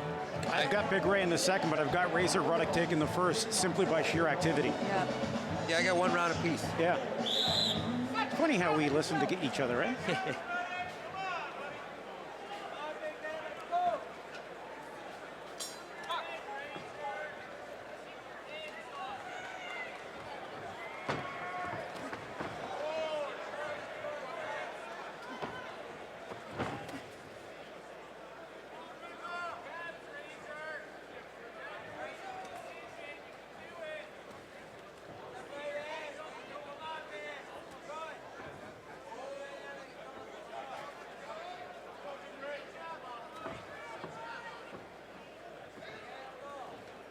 Ruddock's got to start putting together some combinations, though. He's got to start, you know, making that jab count.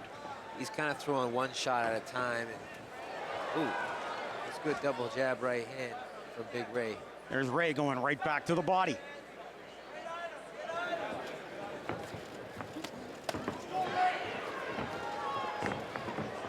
Those body blows can be just as devastating as anything to the head. Oh yeah, I mean, it affects everything. Your breathing, your cardio. Especially when it connects with the liver or the kidneys. Ooh.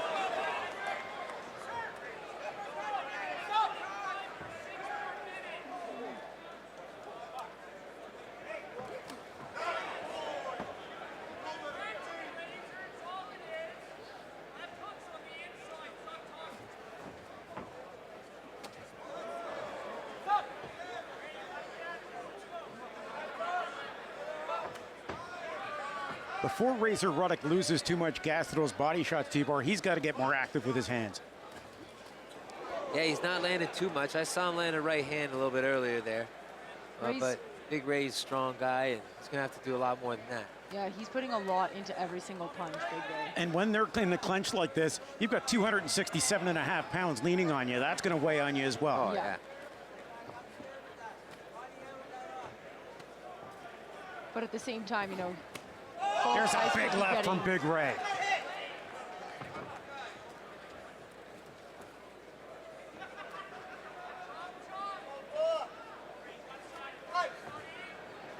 Ray's doing a good job of fighting out of the clinch, getting his punches in while he's in the clinch. He's got to watch for that uppercut. He's going for it every single time.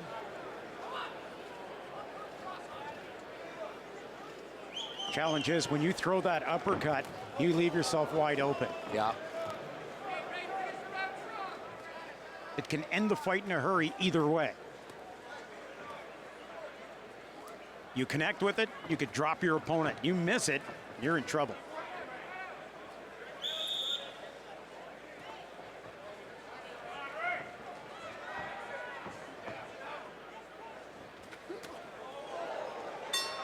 Good left to the body from Ruddock to finish off that round.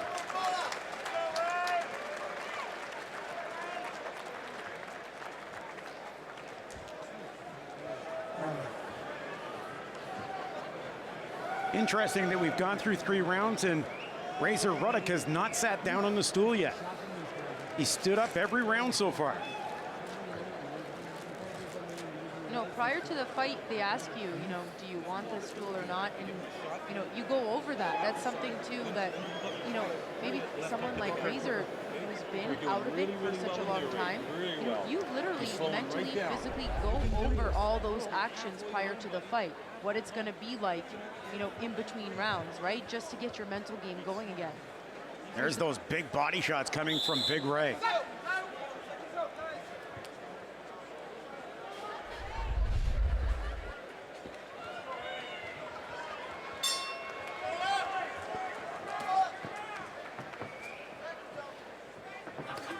Ruddock coming out throwing punches here in the 4th round.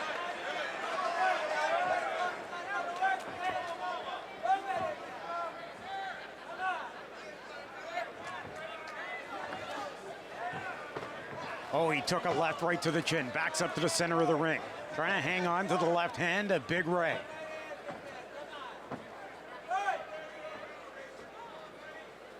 Bola Raymond Olabowale goes by Big Ray.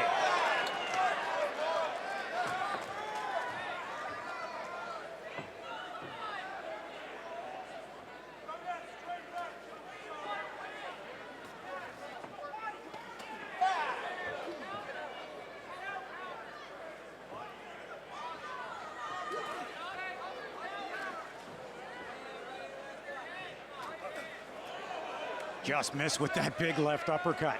That's what we said. It's an all or nothing kind of punch, isn't it, Tibor? There's a huge right. Big Ray over the top. Now he comes from underneath to the body and a left. Ruddock backing up. And Ruddock's so adept, even when he was in his youth, at getting the head out of the way and getting out of trouble. I was just going to say that. His head movements, very good still.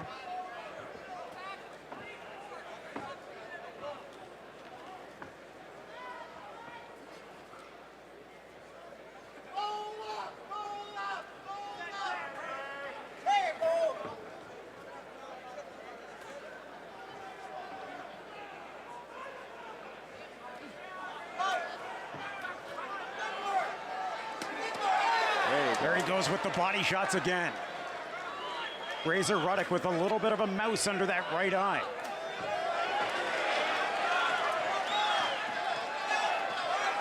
Connects to the chin of Ruddock twice with those jabs.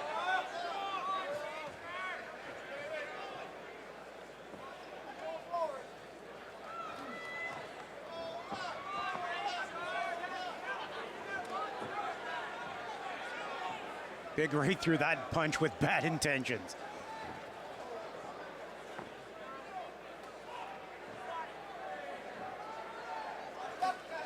Ruddock going down low.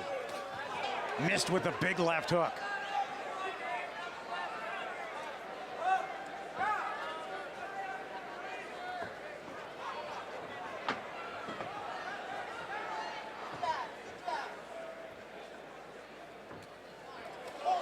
Too quick. 3, 4, 5. Ruddock on the ropes now. Big Ray's got him moving and Ruddock falls to the floor. He's down on the canvas.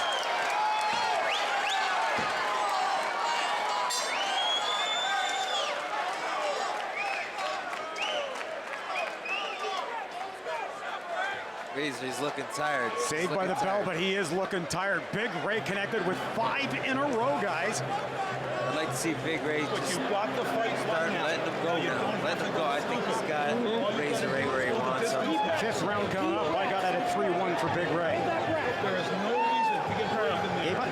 He's getting fucked. Let's go. Get him smarter. Get him smarter. I'm good. Ray. I'm good. Let's go. Listen to me, Ray. Stay the distance. Yeah. It works, man. Fight on the outside. Jab, go to the body. Let's go. Get the fuck out of there. Don't exchange. Great job.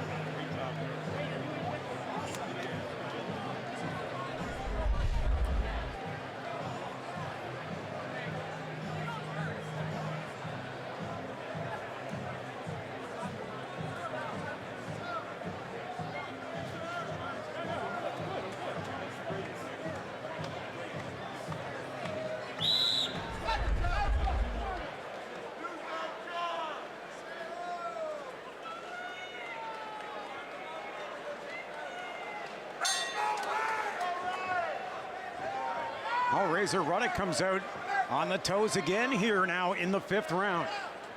2 rounds left.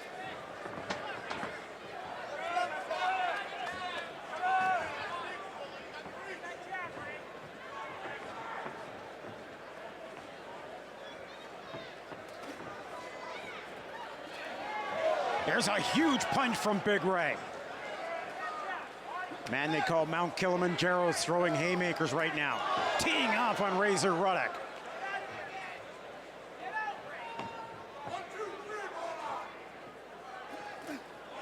That uppercut connected. And again, Big Ray stunned. Ruddock's got him in the ropes. Big Ray trying for the clinch. He goes down. Ruddock connected with that uppercut. Down goes Big Ray.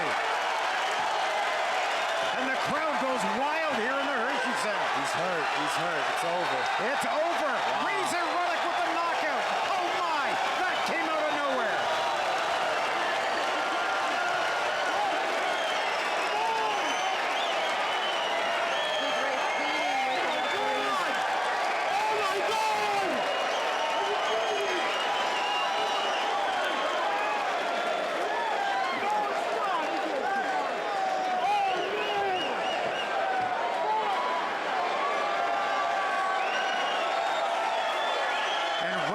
So disappointed. He thought You know what? If you let him get up at the end of the last round and stagger off to the corner, I should get up. And he did get up at 5 seconds, and Mark Simmons, the referee, wiped it off. What are your thoughts, Tibor? He was hurt, and I lost track of the 10 count, but all I do know, those 10 seconds go by quick. It was not 10 seconds. There he is down. 1, 2, 3, 4, 5, and he's getting up. You know, when you get up and you're standing there and you're looking at the ref, you also got to convince the ref that you're ready to go. And absolutely, if the ref is looking at you tough and he's looking in your eyes, you gotta convince that ref that you're good to go. If he doesn't believe you or see it in your eyes, you know, he's got all the power in there to stop the fight. A devastating punch from Donovan Razor Ruddock. Michelle, some thoughts quickly. It's just showing that timing is everything. You know, he knocked him down at the end of that third round, and, you know, he got the grace period. Absolutely. Razor Ruddock was looking for that uppercut the whole fight long. Ladies and gentlemen, here is the official time. 1 minute. Number 5. Referee in charge, Mark Simmons, leads off the contest. Winner by way of technical knockout, Donovan Razor Ruddock.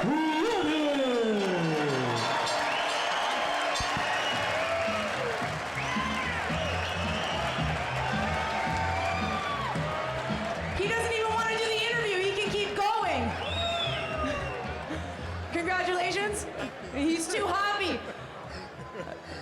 So, Razor, you got to let us know, at the age of 51, why did you make the decision of coming back in here? We got to know. A great performance. We're going to broadcast all my business. It's awesome.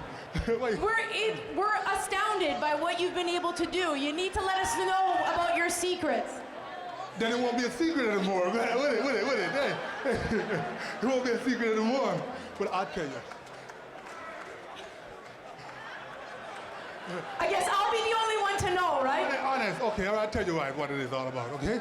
It's about being patient, watching your diet, training, and do not return to the ring too fast. You see, I've been training now for almost 7 years, probably more. Just getting my body ready. Because you see the size of this guy, he's trying to kill me. And he did do almost that. Now, you were very resilient in this fight. You got knocked down yourself, but you stuck to the game plan, and you hit him with some huge uppercuts to end it. Yeah. I've been training long and hard. My wife and I have been, she's been my trainer actually. Yeah. Always a woman behind a good man too, right? Yeah. Can't do without a woman, eh? But the thing is, I knew I can't rush to come back too fast, because coming back too fast is very detrimental to your health, you know? So I trained for a period of years, and then I thought I was ready now to go at least 6 rounds. Well, congratulations to you. Everyone in here, Razor Ruddock.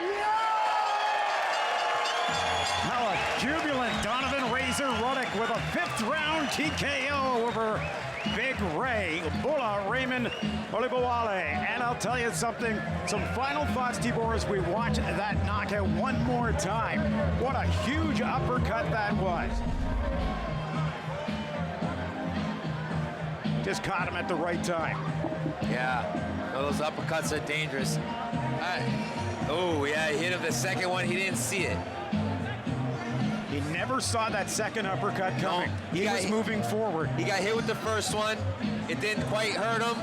He kind of went after him and got hit with the second one, and that's the one that shook him up. Let's take a look at our weigh-in footage for our next super welterweight division fight. That features Junmar Eamon taking on Kevin Hickson.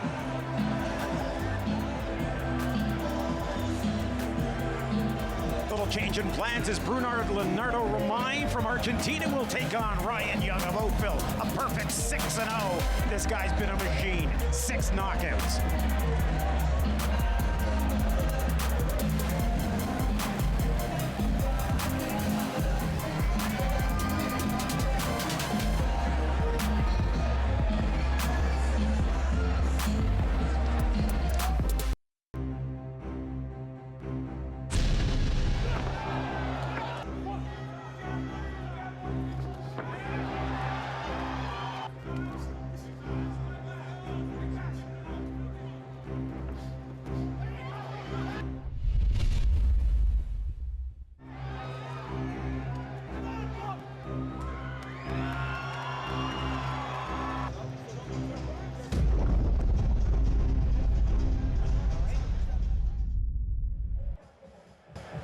Ryan Young, a perfect 6-0 with 6 knockouts. Here's Thomas Triber.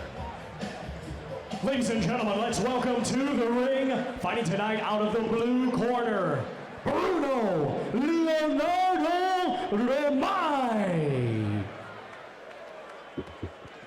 I've got this, yeah.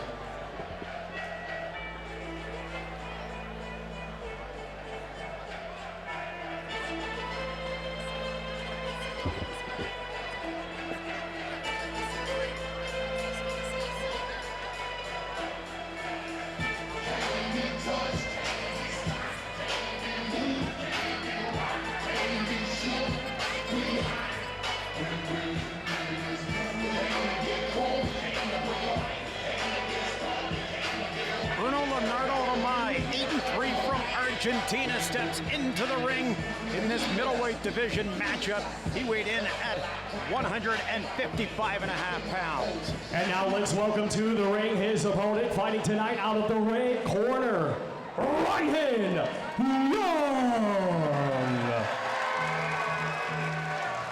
Tibor, what can you say about this guy? A perfect 6-0. He's got 6 knockouts. He stands 6 foot tall. Ryan Young, I like him. I've met him a couple of times in the gym, seen him work. Haven't worked with him, but seen him work, and he works hard. A good all-around fighter, I'd say. Absolutely, and he's a guy that really doesn't have a reverse gear, Michelle. This guy likes to go forward, and he respects power of the other guys, but he always seems to know that his talents will prevail. Yeah, and his power, I guess, will prevail. When you have 6 knockouts and 6 fights, and, you know, with Romai, he's got 8 victories and 8 knockouts as well. Yeah, Romai comes from Buenos Aires, Argentina, 5'10", so he only gives up a couple of inches to Ryan Young.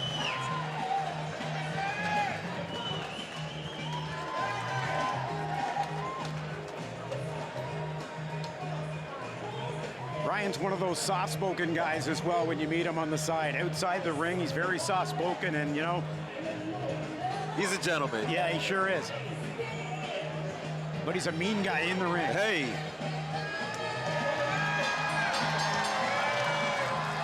Ladies and gentlemen, this bout is scheduled for 6 rounds in the middleweight division, brought to you by United Boxing Promotions. Our 3 judges are John Wiley, Harry Davis, and Kelly Zolnierczek. Our referee in charge, the 3rd man in the ring, will be Donovan Boucher. Introducing to you first, fighting tonight out of the blue corner. He's wearing red and black and weighed in at 155.5 pounds. His professional record consists of 8 wins, 3 defeats, with all 8 wins coming by way of knockout. Ladies and gentlemen, damas y caballeros de Buenos Aires, Argentina, presentando Bruno Leonardo Romai. His opponent across the ring, fighting out of the red corner. He's wearing black with silver and weighed in at 155.75 pounds. Hailing from Oakville, Ontario, he is undefeated with 6 wins. All 6 wins come by way of knockout. Ladies and gentlemen, here is Ryan Young.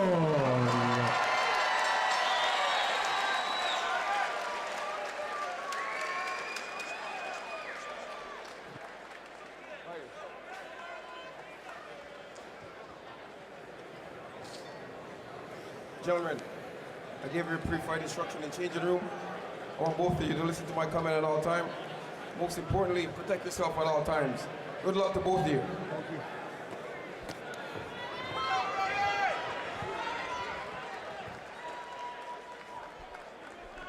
There you go. Look at the knockout percentage. 100% for Ryan Young, a 73% knockout ratio for Bruno Leonardo Romai.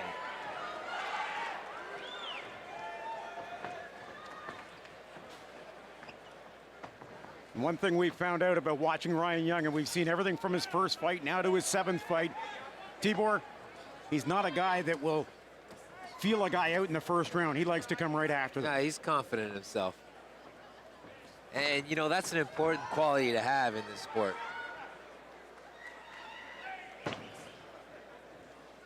Wild left hand. Facing a southpaw, Michelle, that's got to be a little bit difficult. Yeah, and I mean, you're expecting the opposite, right? All the time.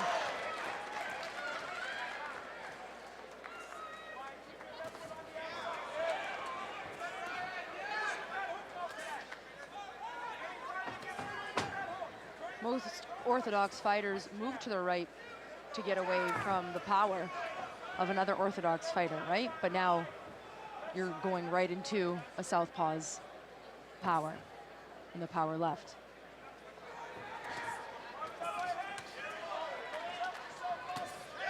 Ramai got the glove up twice to block that overhand right of Ryan Young.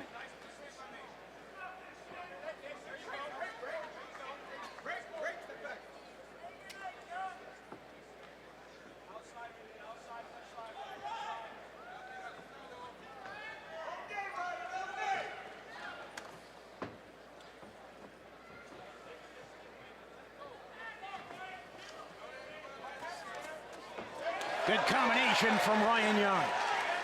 Connected on the button to finish that one up. Doing a good job going to the body, Tibor. Yeah, it was a good sneaky shot inside.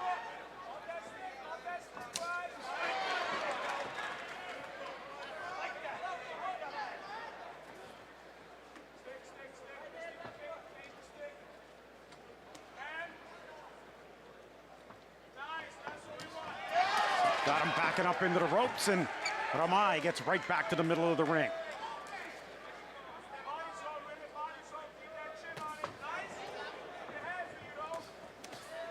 Good body shot.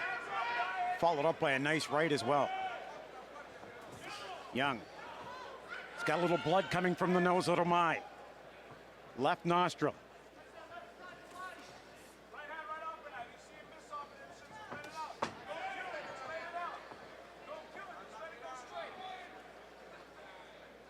Michelle, Ramai's got to start backing up almost straight up rather than leaning back the way he is, because if he gets caught, he's going to go right down to the canvas. What he's doing, he's kind of leaning over to his left, too, and which is allowing him to be more susceptible to that right hand of Ryan's.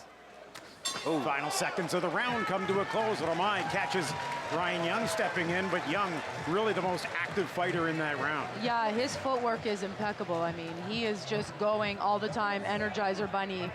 It's insane. He's throwing pretty tough shots right now, too. Yeah. I don't think he's trying to let it go too late. No, like I said, Ryan Young is not one of those guys that come out and feel a guy out in the first 2 or 3 rounds. He comes out flying. He definitely doesn't pitter-pat, if that's what you're saying. No, he's throwing those shots with bad intentions. Yeah, and you mentioned, you know, the leaning back. That's opening up a body shot opportunity for Young to hit Ramai with, and that's exactly what he's doing. He's going body head and connecting each time with the right hand.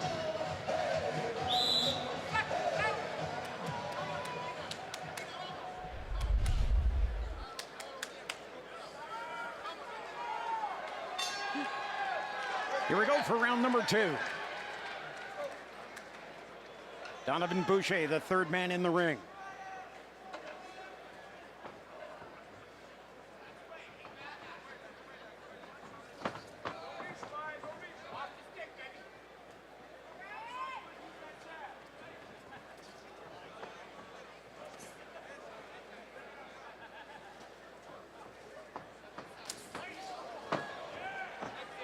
So yeah, Ryan, one thing I noticed he's doing real good is he's cutting his guy off the ring. He's not letting him get around the ring too much. He's cutting him off nicely, putting him against the ropes, and then putting his combinations together.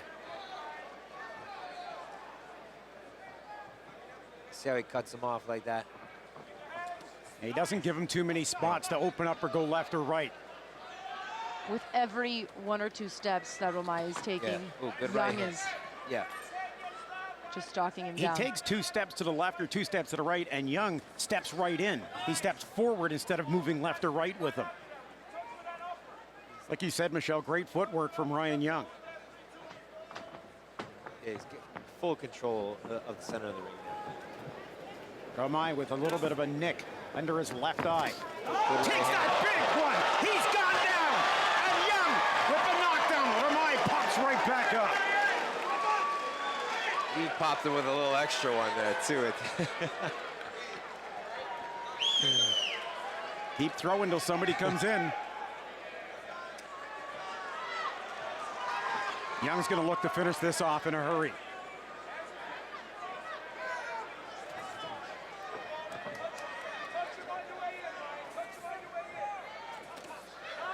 Ramai is kind of like a bulldog that's got, you know, that bone in his sights. You know, his defense is Ramai. His hands are all over the place. He's really, I guess you could say, an easy target.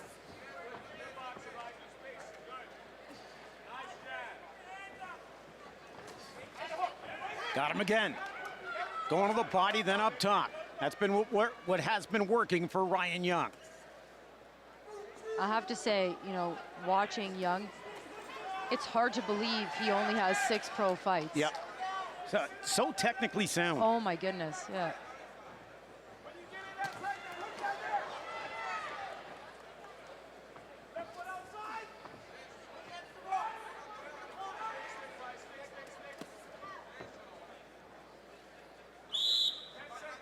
Ten seconds left here in round number 2.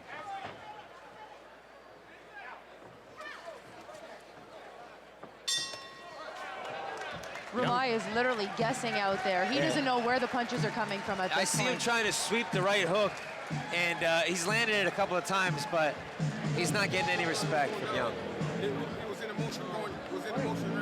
And the reason he's getting no respect is watch Ryan Young cut the ring off and really just come through with some big shots of his own. He knows he might have to take one shot to land one like that. There's the extra one that you said he got in. Yeah. Just for good measure, eh, Michelle? Yeah, one for good luck, right? Love tap for good luck. But you know what? You keep throwing till either a referee steps in or it's a fight. Yep. You play to the whistle, right? That goes for every single sport.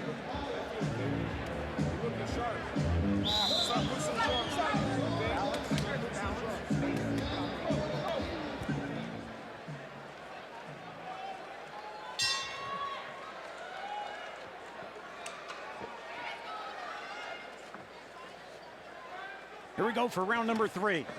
I had that second round at 10-8 for Young with the knockdown. Young's hands are so quick that he can recover even when he gets himself into trouble.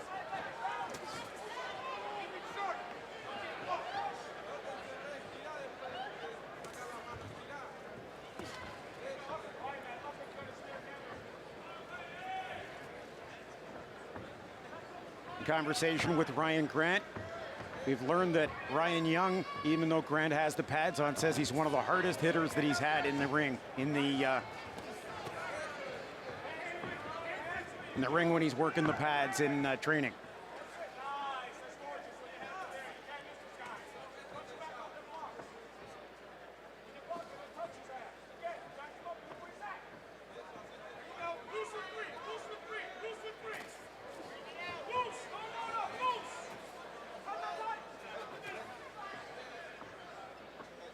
You can hear Young's corner telling him to loosen up. Yeah, look for the second or the third, fourth shot maybe. Instead of loading up, he's right. loading up maybe a little too soon, but got him with the uppercut. Got him along the ropes right in front of us. There's a big right measured by Ryan Young. When you're 6 KOs in 6 fights, do you have that tendency to try to load up too quickly and go for the knockout every fight? No, I think Young is just confident in the way the fight's going so far. He sees us breaking his opponent down. He's landing almost at will. Definitely wants to keep that 100% knockout percentage up. Well, it's going to get harder and harder with every fight that goes by in his career. Good stab to the body, up top with the right hand. Ramai is looking so frustrated right now. Yeah. Oh, he caught him with a big left. Young, he's thinking, he's putting it together now. It's a matter of inches, Michelle, for Ryan Young. He's missing by a half an inch. Which sometimes can seem like a mile, but boy, if once he catches him,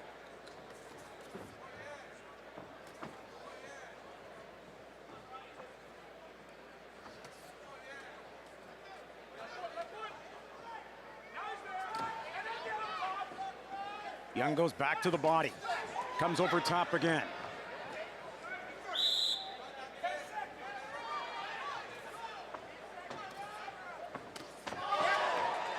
Good right hand.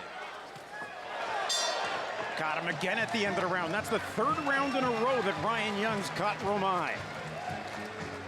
And you know, one thing too that is impressive about Young is that he's not scared to take one, to deliver too. He's absolutely not. He's got a pretty strong chin so far, you know, and he can take that punishment and just be okay with that because he knows that he's going to deliver 2, 3, 4 more strikes. You know, Young, he's landed those right hands, but I have to say he is missing a lot of shots too.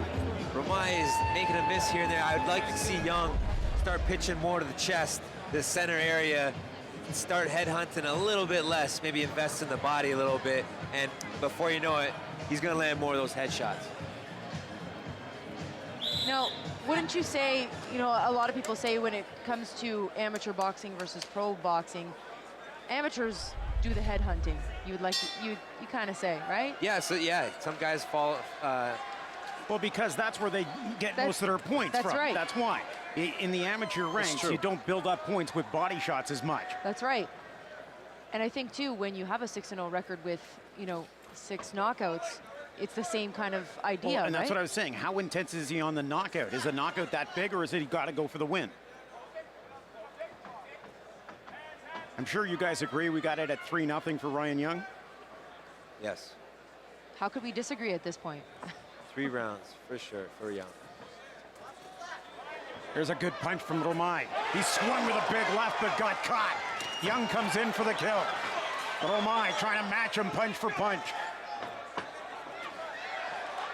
Young doing a good job keeping those gloves up. Look how low Romai holds his right hand.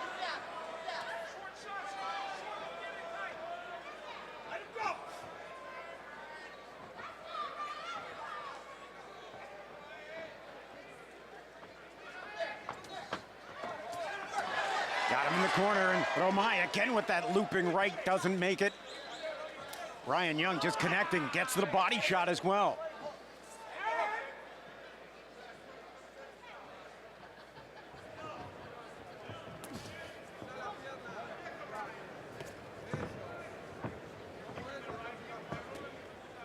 Young moving his opponent from side to side.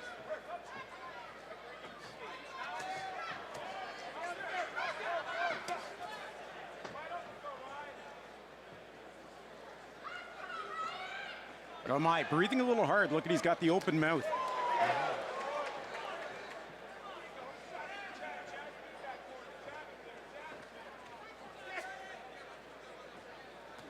Young is just dominating the center of the ring though, Michelle. Yeah, and he's just doing it with footwork and with that menacing jab, literally just teeing him up. He's in total control. Yeah. He's measuring well. Young is measuring well with the jab and then letting that right hand go. I mean, I'd love to see more and more jabs. I'm not trying to pick on Young too much. He's clearly dominating the fight. But when there is such a lopsided edge to a fight, you would like to see a little bit more, right? Because you can see that. Work well for him. Is that left from Romai? Romai again has a little trickle of blood coming out of that left nostril.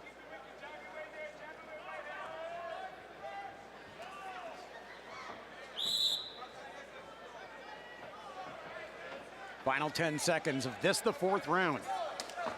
Again, there goes down Romai, but he gets back up. And is saved by the bell.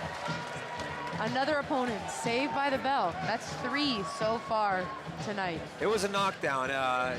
Young, he tricked him. He shot the right hand up to the solar plex, looped it over top real quick, and stunned him. The second 10-8 round I have, the second and 4th rounds for Ryan Young. Here's the end of this one as Young will step in, and his ring generalmanship has just been outstanding. Controlling the ring really well.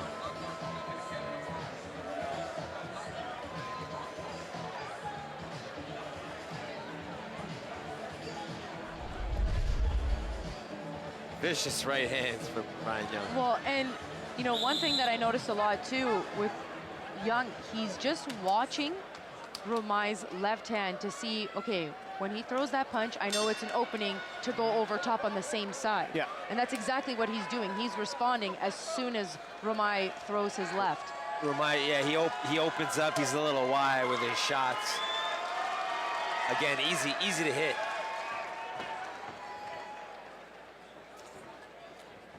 Oh, good right hand.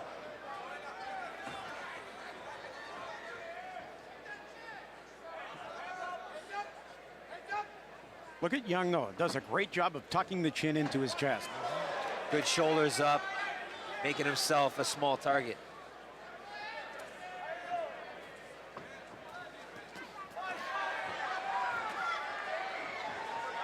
Trying to tee him up with the body, goes to the uppercut.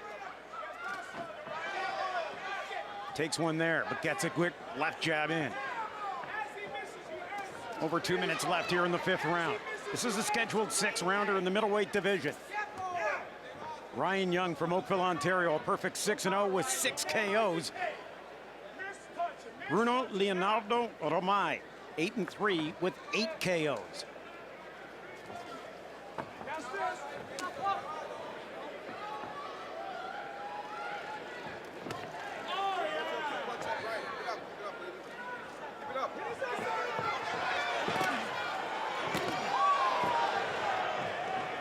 Still plenty of time in this round. Romai looks to be on the run a little bit.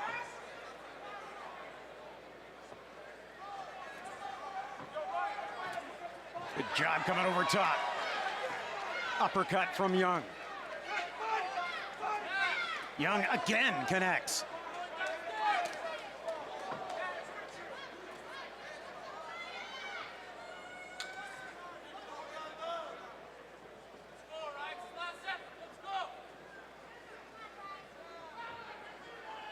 Hitting the final minute of this, the 5th round.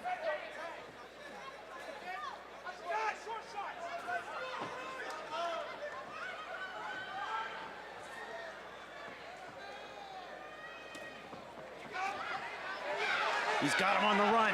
3 connected punches. The last an overhand right. Goes to the body.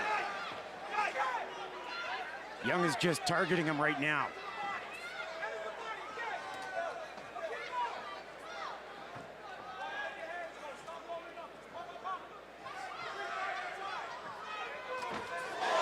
Connected with the left to the chin. There's a big punch from Romai, but Young comes straight back at him. Final 10 seconds of the 5th round. Romai backs into his own corner. Young looking to get one last throw in. That does it for the 5th round.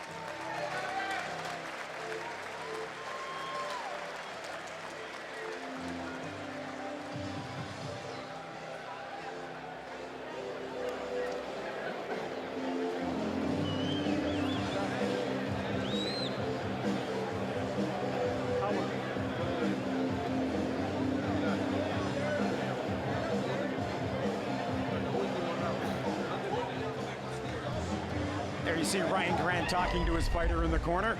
And here's the knockdown from the previous round.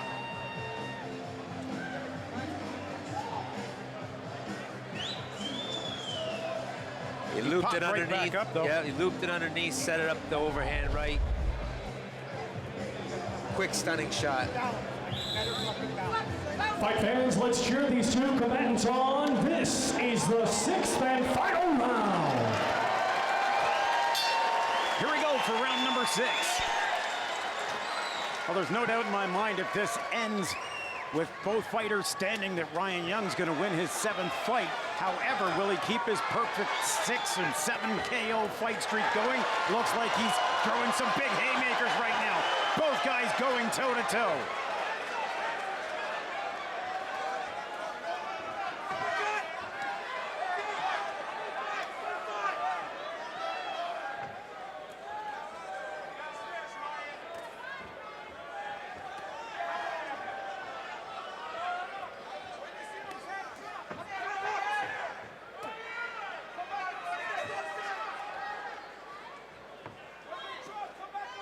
Got that jab through.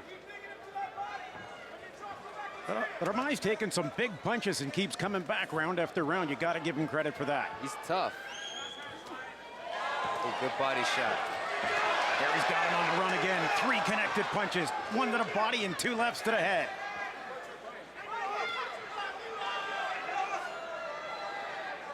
Small cut on Ryan Young's forehead.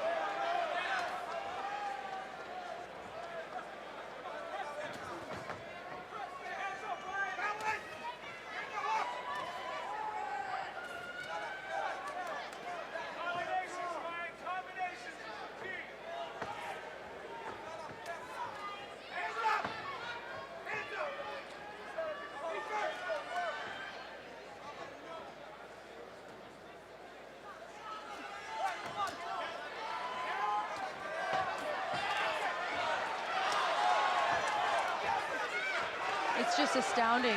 You know, you would... Down goes Ramai, but they're going to wipe it off, saying he was pushed instead of knocked down.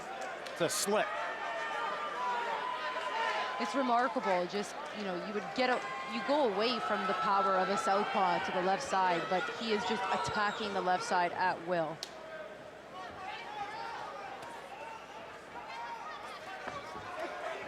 Well, Ramai is not really throwing that left hand much. He's trying to sweep the right hook a lot.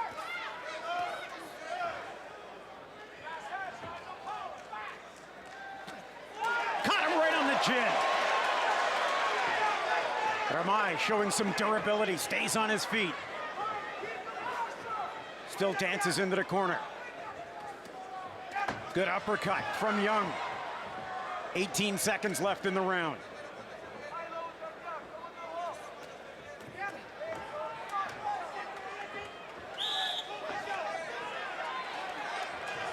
Even if he puts him down now, it won't be a knockout. Down to the final 3 seconds. Ryan Young still will come out with his 7th win.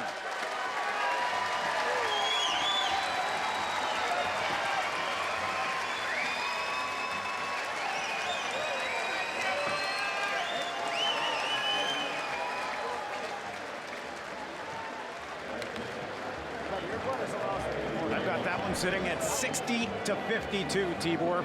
Through 6 rounds of fighting, 2 8-point rounds for Ryan Young as he knocked Ramai down twice. Once in the 2nd round, once in the 4th round. Yeah. Some great action. Look at Young. He doesn't stop throwing punches even when he's got his man moving backwards. He looked good that fight. Dominated every round.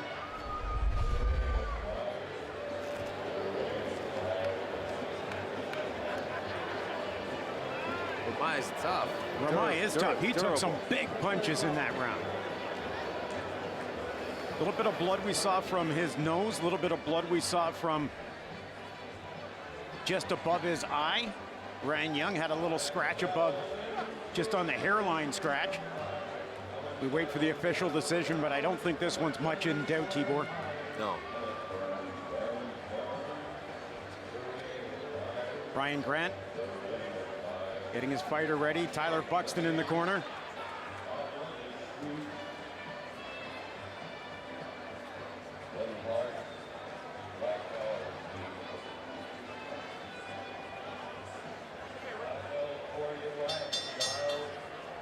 Ladies and gentlemen, after 6 rounds of boxing, we go to the judges' scorecards.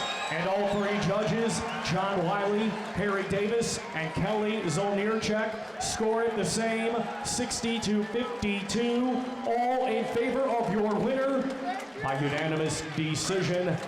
And still undefeated, Ryan Young.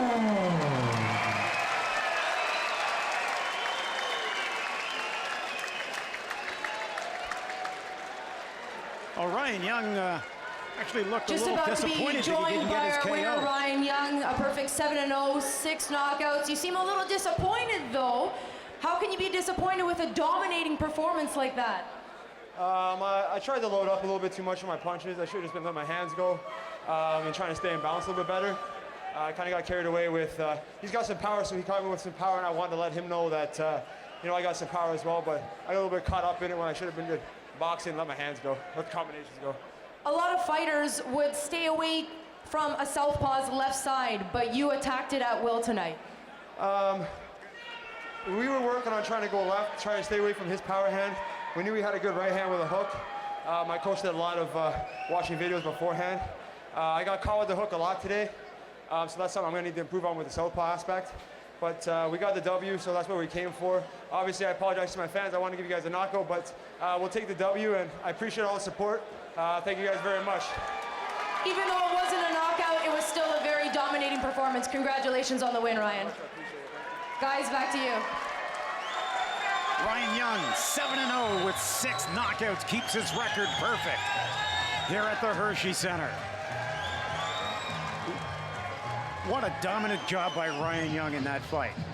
He did well, handled the southpaw well, used his footwork and cut off the ring really well. Looped the hand underneath and over top. Showed good power, and he's right. You know, he got a little caught up in maybe trying to get the knockout. I was going to say during the fight, he looked like a little frustrated. He couldn't finish his guy off the way he wanted to, but nonetheless, a good performance. Well, here's a quick look at what's coming up next. This should be and could be our best fight of the night, featuring Kevin Hickson and Junmar Iman de Oliveira.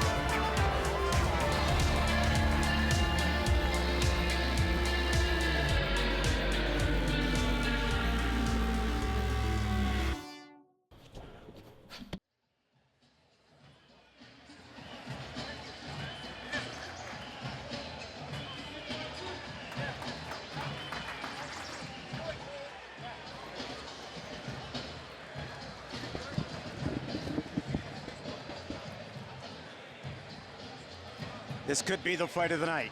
This could be the fight of the night. Let's go to the ring. Here's Thomas Driver. Ladies and gentlemen, let's welcome to the ring, fighting tonight out of the blue corner, Junmar Iman de Oliveira.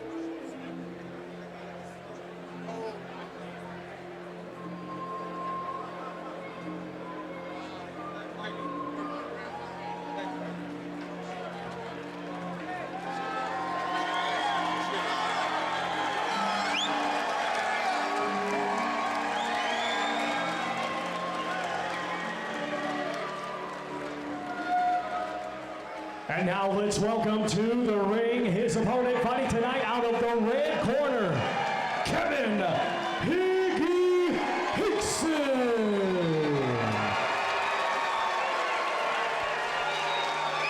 What can you say about these two guys? Tibor, both of them can throw. You've been in the ring and you've trained with Junmar. You know this guy's got the heart of a lion.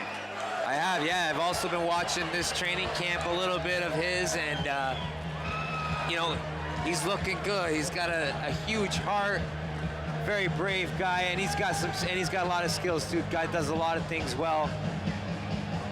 Michelle, with Kevin Hickson coming in the ring at a perfect 5-0, Hickson's been one of those guys that has been a true pleasure to watch grow. Yeah, and you know, this is going to be a really big step up in competition for Hickson, so it'll be interesting to see how he responds. This one's scheduled for 8 rounds.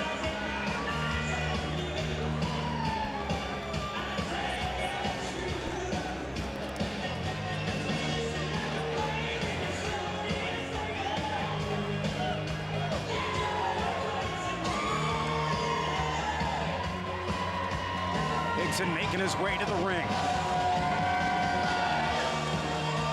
Another Bob Wilcox protege.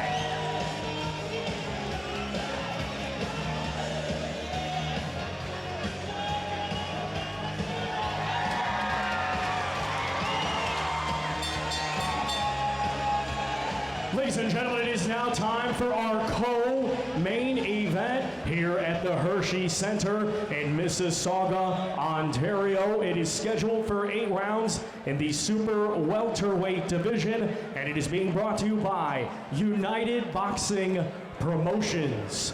Our 3 judges scoring on a 10-point must system will be Jeremy Hayes, Harry Davis, and John Wiley.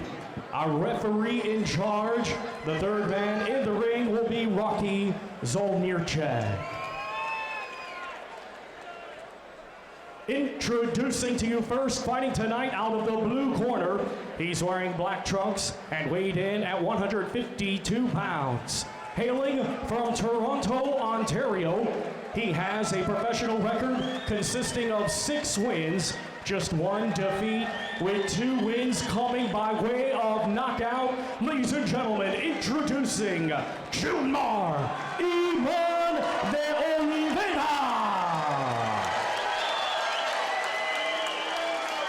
And his opponent across the ring, fighting tonight out of the red corner. He's wearing black trunks trimmed in white and weighed in at 152.5 pounds. Coming to us from Hamilton, Ontario, he brings an undefeated record with 5 wins. Ladies and gentlemen, here is Kevin Higgy Hickson.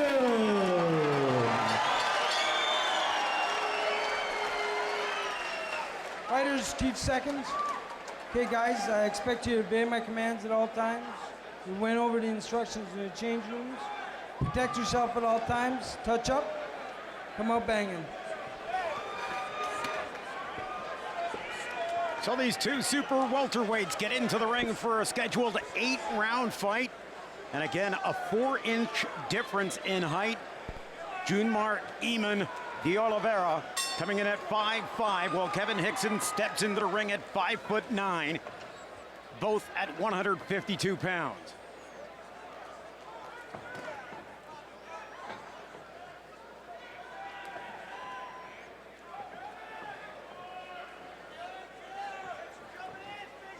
Many of the experts, as we've talked about a couple of times, have called this, Michelle, to be the fight of the night. Yeah, so far, you can tell the intensity, both guys bringing pace, good footwork too.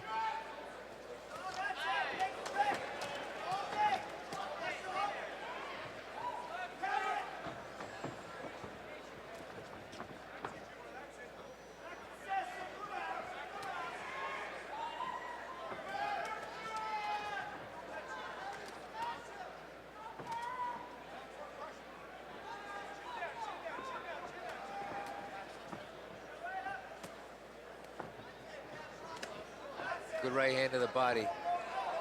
Good hook up top.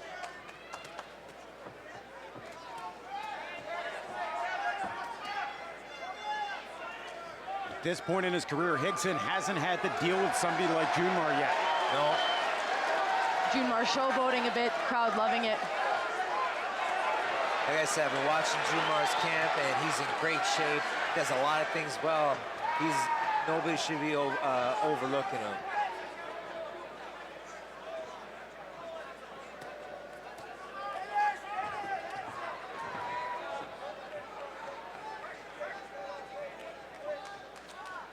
Junmar at 4-1, Higson at 5-0.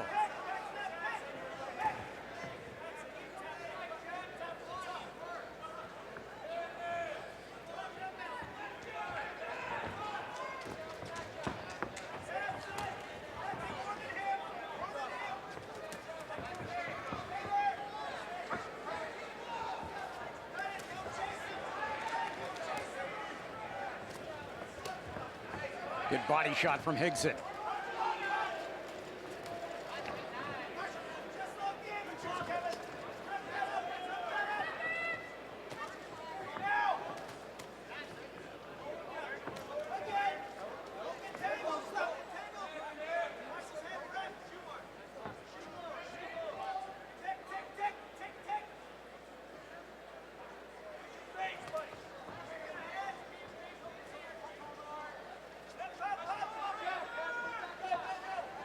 Junmar looking really loose, really comfortable in there to me.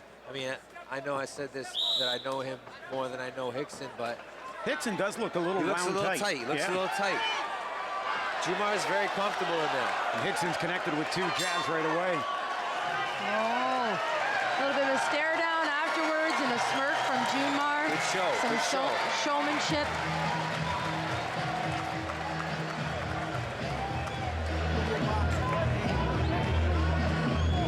See if we can hear what Bob Wilcox is talking to Kevin Higson about.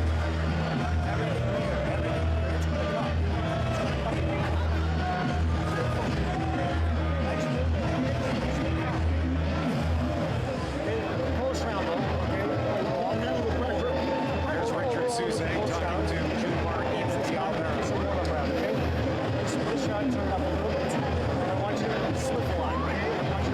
Richard Soussaint talking to Junmar. There's Richard Soussaint, the manager of Junmar Eamon Dialvera, giving him some instructions as to what he was doing right and wrong in that first round.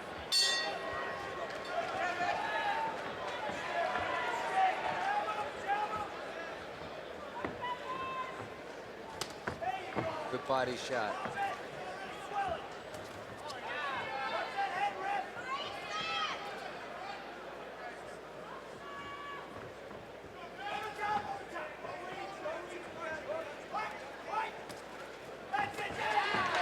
Good combination from Kevin Higson, and he also gets that left jab through.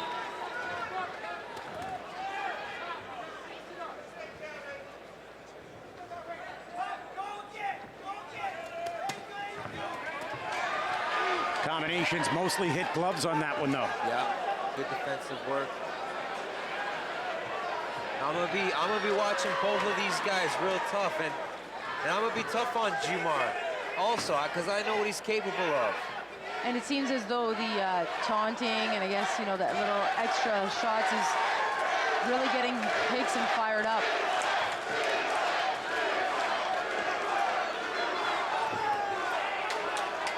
The crowd definitely split here. Well, when you got a Toronto guy and a Hamilton guy, and we're in Mississauga, pretty much right down the middle. Yeah.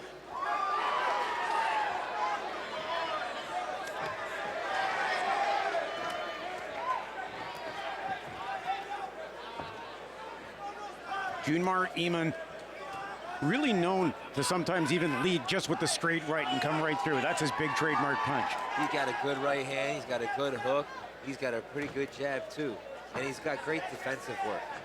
He's good at using his feet, knowing when to give up ground, knowing when to cover ground.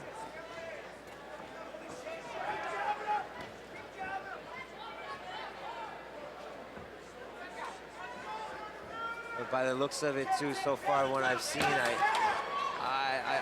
think Junmar is stronger than Higson, but Higson's good stuff by Higson. Junmar comes right back with a combination of his own. Higson goes unfazed off that one.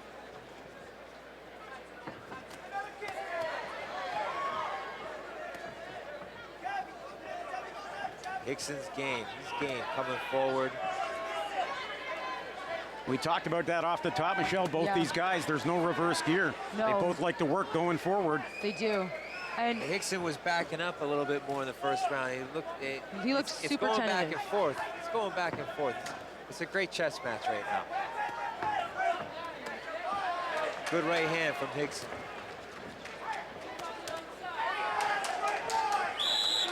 Final 10 seconds of round number 2.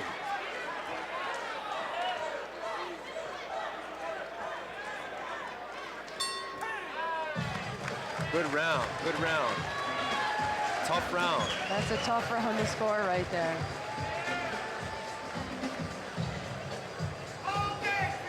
It's been so tough for these guys. You know, you get through 2 rounds, and really they came out throwing in the first round. It's been a tough one to score so far, but I got it split at 1 round apiece.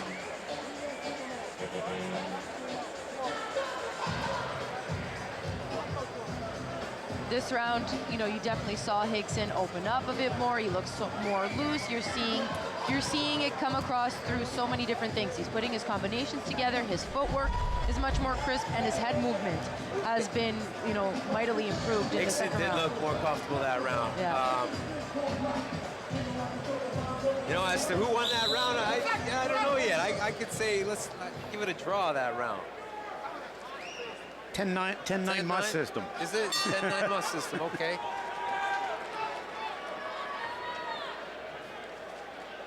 It's okay. You have 6 more rounds to think about it. Yeah, okay. Don't worry about it.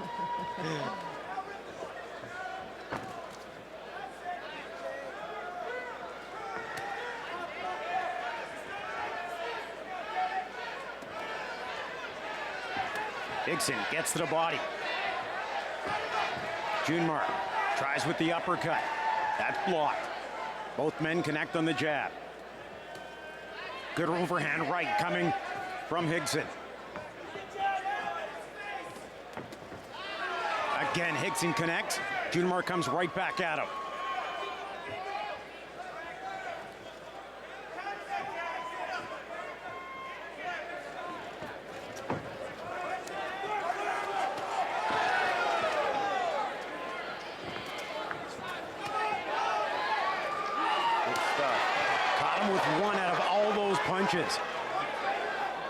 He's looking real loose though now, Hickson. I like what he's doing in there. Letting his punches go. Yeah, he missed a few there, but he's looking pretty good. There's a big left coming from Hickson.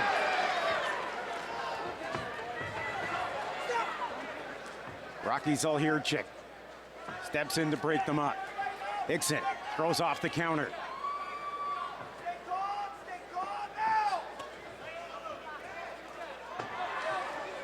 Every time it seems Junmar wants to come over top with that left, Hickson's quicker with the right.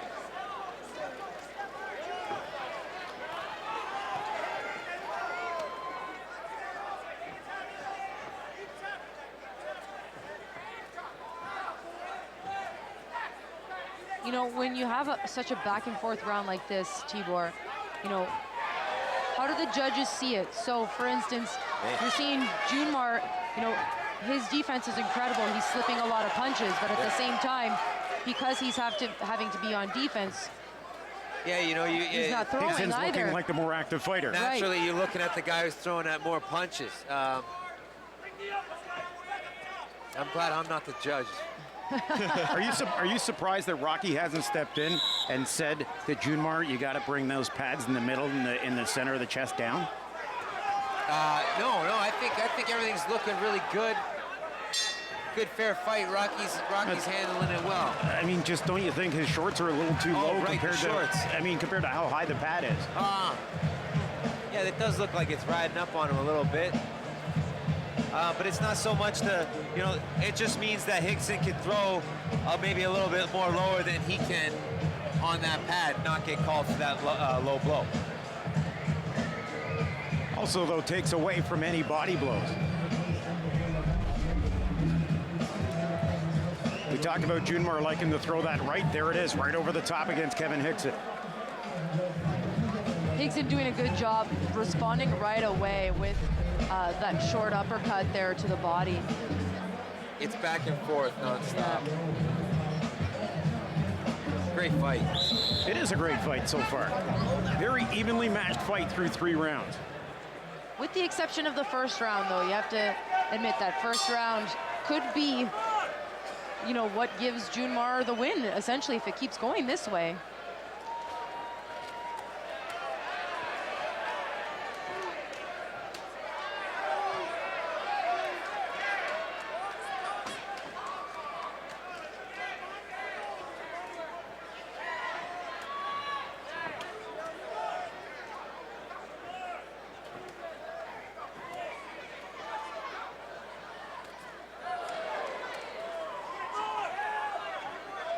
Junmar connects with the right. And again connects off the right of Kevin Higson. Higson gets out of the way that one. Good combination from Junmar.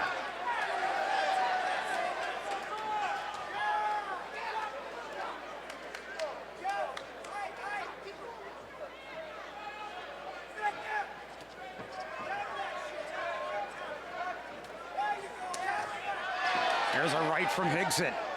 Big right from Higson.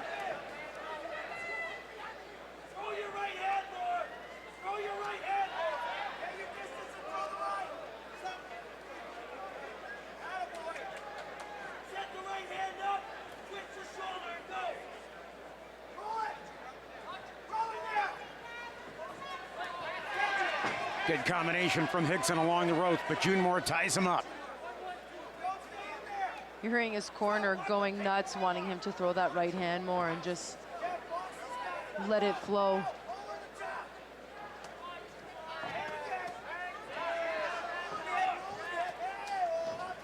Junmar, the only thing I don't like is Junmar is his hands are a little bit low. Yeah, you gotta have mighty quick hands if you're gonna hold him that low. Higson throwing a lot of shots. Yeah, and he's hitting some of the combinations now.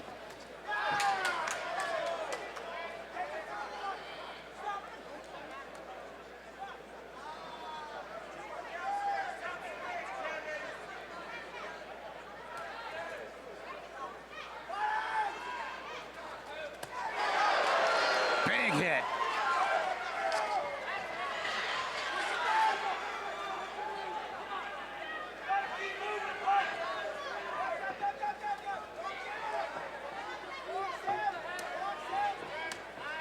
Couple of body blows from Higson, catching the pad right in the midsection.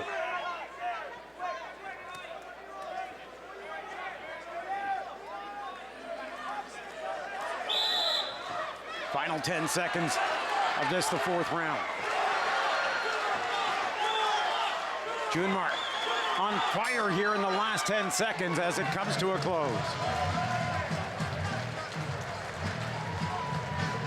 Yeah, I got it even. I got it even. I have it even as well. It looks as if, you know, you guys mentioned the lowered hands of Junmar. You know, we're in the 4th of 8 rounds right now. And literally, they're going back and forth, and it's a battle of attrition right now. Great fight. But this is the kind of what we expected from this fight. We thought right from the start this is going to be one of those fights that's going to go down to the 8th and final round and will probably go to the cards. Now, the only time Junmar's gone the distance, it was for 6 rounds. Yes. So it's just going to be interesting to see how these two guys are in the latter rounds, because this is the first 8-round fight for Higson as well. I don't think cardio is going to be a big issue for Junmar. It's never been an issue in the past, but you're right. You're right. Just getting past that barrier that you've never been in. Right. And the hands dropping that much lower each and every round. Or good right hand. Good right hand to the body.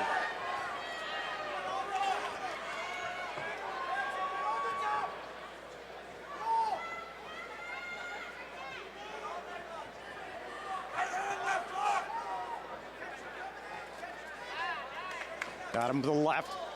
Higson over the top.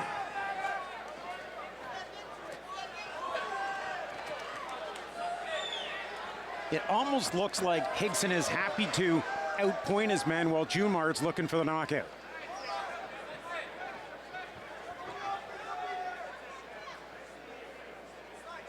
Hickson with the bloody nose. He's also got a little mouse under his left eye.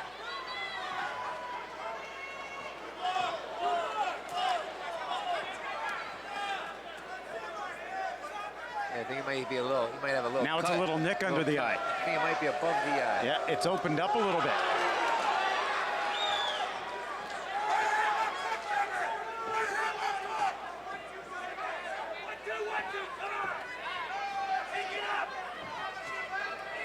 Good defense by Junmar.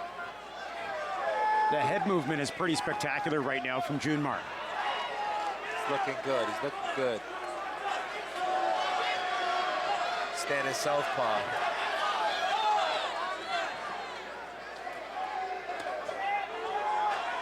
One thing we've seen from Junmar even in the past is he can take a punch. Oh yeah, he's got a great eye. You know, he might take the shot, but he's good at seeing the shots coming. And as long as you can see him coming, it allows you to take them a lot better. That's right. If you look as he's turning and rolling with the shots, he's got his eyes on Hickson the whole time.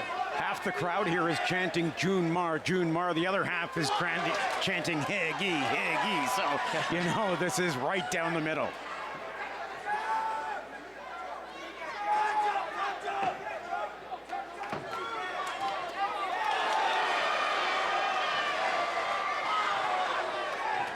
Good shots from Hickson. Again, Junmar seen him coming. Not good he let him land, but he's seen him coming.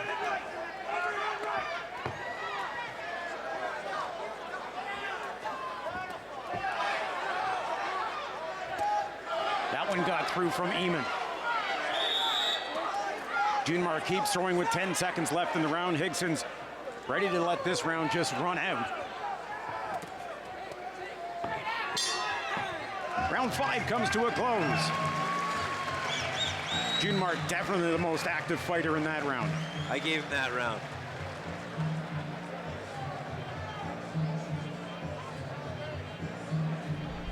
Again, Richard Sousay talking to his man in the corner. There you see Hickson going over at the right. Connects with 3 in a row, but they're all pretty much glancing blows. Look at Hickson with his gloves right up to his face and Junmar with his hands down at his waist. Michelle, after a while, that's got to be of concern. Well, at some point, yeah, I mean, you are putting yourself in the line of fire, even though he does have incredible defense. Right. He sees the shots coming. Like I said, I'm not gonna compliment him on his hands down and getting hit with the shot, but he sees the shot coming. He's looking to counter maybe, but if the shots are landing, those points are tallying up. Absolutely, absolutely. You know, you risk damaging the face, an eye swelling, or you know, cuts and stuff. It's not the safest fight to fight. Whereas Hickson's got your more traditional hands up. They're both looking good in there. Hickson just keeps piling up the points, though. Stick and move as he gets in and out.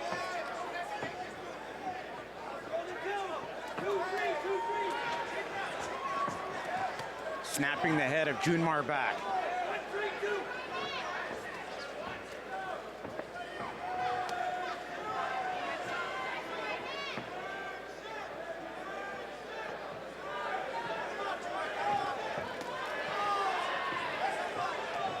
When Hickson goes to his right, that's when he's been getting caught with that quick left hook of Junmar. There's one right to the chin. Junmar with a big left hand. Comes back right at Hickson. They both catch each other, but Hickson's able to double up.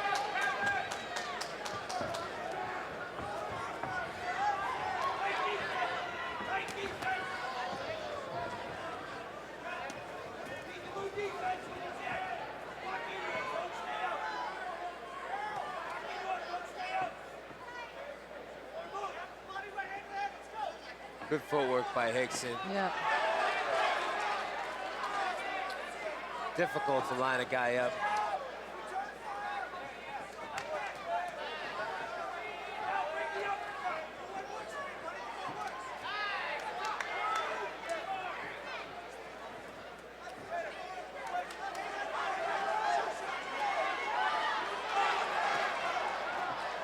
Junmar connecting with a couple of good ones there.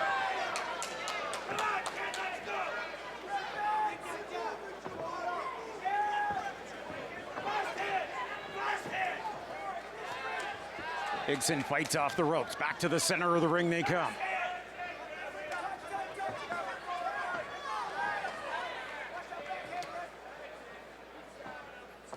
Junmar still looking for that one big punch.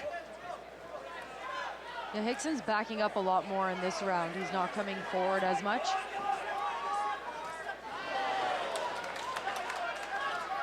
That uppercut connected from Junmar.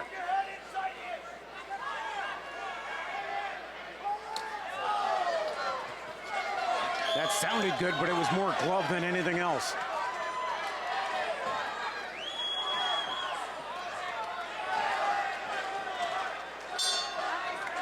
The cut under his left eye is really starting to open up now. Yeah, it's actually in the eyelid. Yes. Yeah, above his eye. And you know, Tibor, just to kind of go back to what you were saying about defense and having your eyes open, obviously, a cut like that would hinder your vision, and it's the most simple thing, and you think, well, it's an obvious observation where the shots you don't see are the ones that are going to hurt. But you know what? Natural human physical reaction is to look away when someone's coming at you, and that's what people don't understand. If you get in there, you would understand that that's your natural human reaction. So to stand there and watch and see everything that's coming at you, very difficult. It's very difficult. You're going against nature. Absolutely. Round number 7.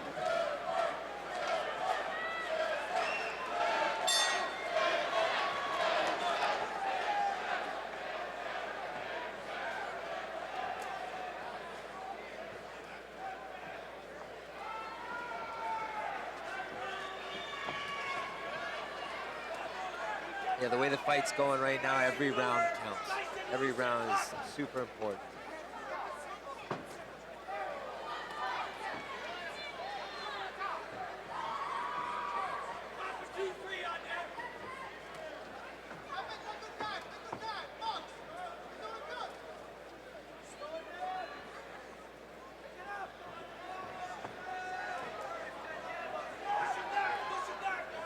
And what I meant by that was, you know, there's no taking a round off or anything like that. Oh, you're down to the last 2 rounds. Right. You got to go every second of of the last 2 rounds.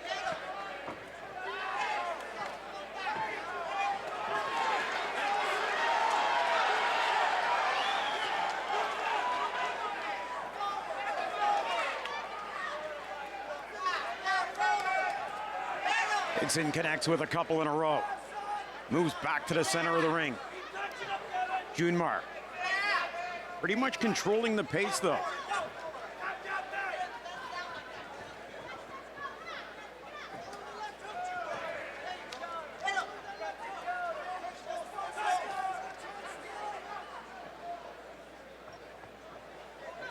Junmar looking to go down low and back over top. Higson counters, pushes him back to the middle of the ring.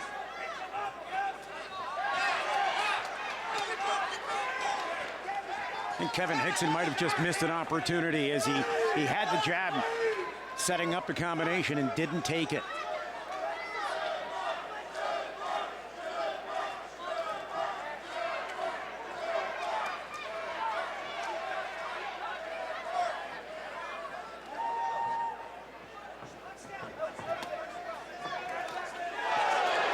There's a wicked right. Yeah, good right hand up top. Good hook. Higson with a good punch right to the chest of Junmar. Junmar looking to step in close.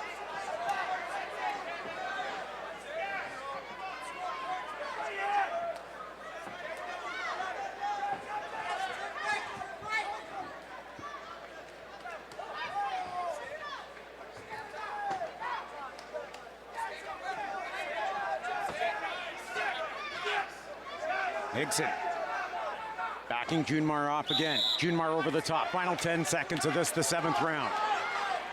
Higson trying to finish with a flurry. Misses over the top.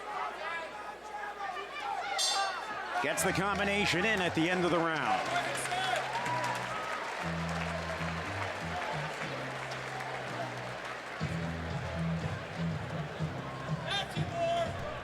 After 7 rounds, I've got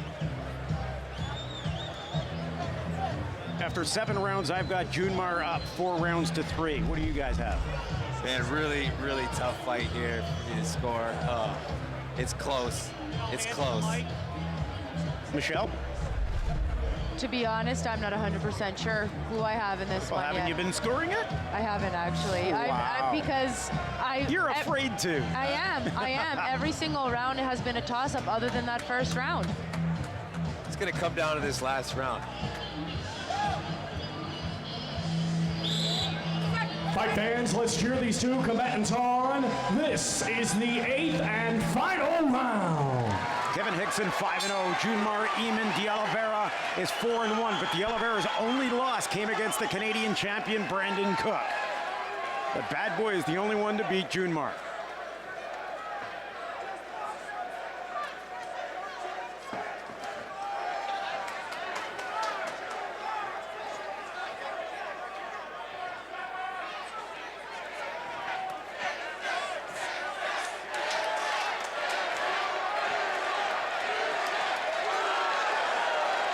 Good right coming from Junmar. Hickson goes to the body and connects with the right to the chin.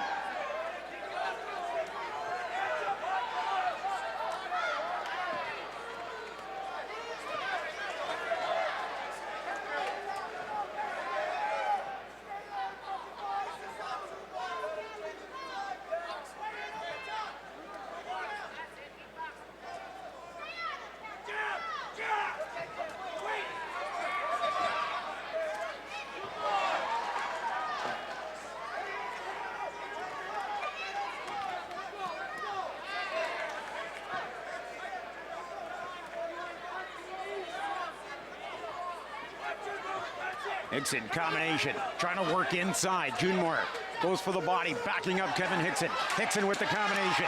He's the more active man here in the 8th and final round. Maybe because that he knows he's down by a round.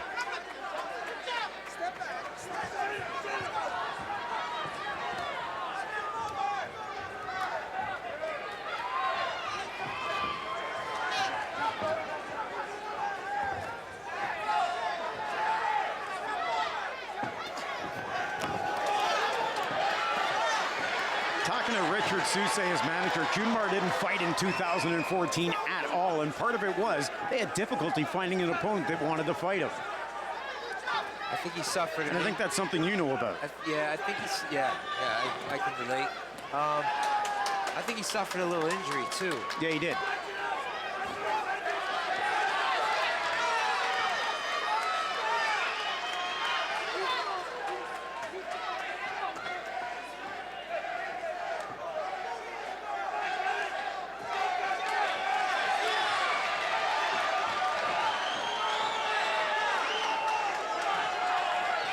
Great job by Hickson to get out of the way from Junmar's big blows. Junmar just throwing from the heels right now.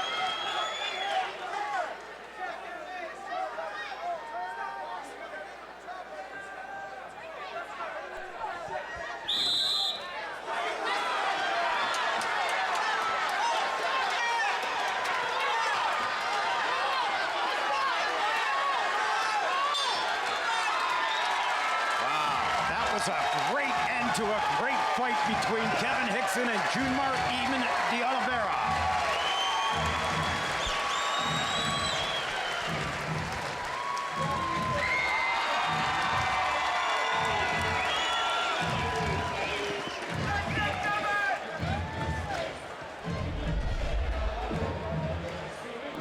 Talk about ending with a flurry of punches, both fighters throwing from the heels. A lot of shots being missed. A lot of shots being missed, too.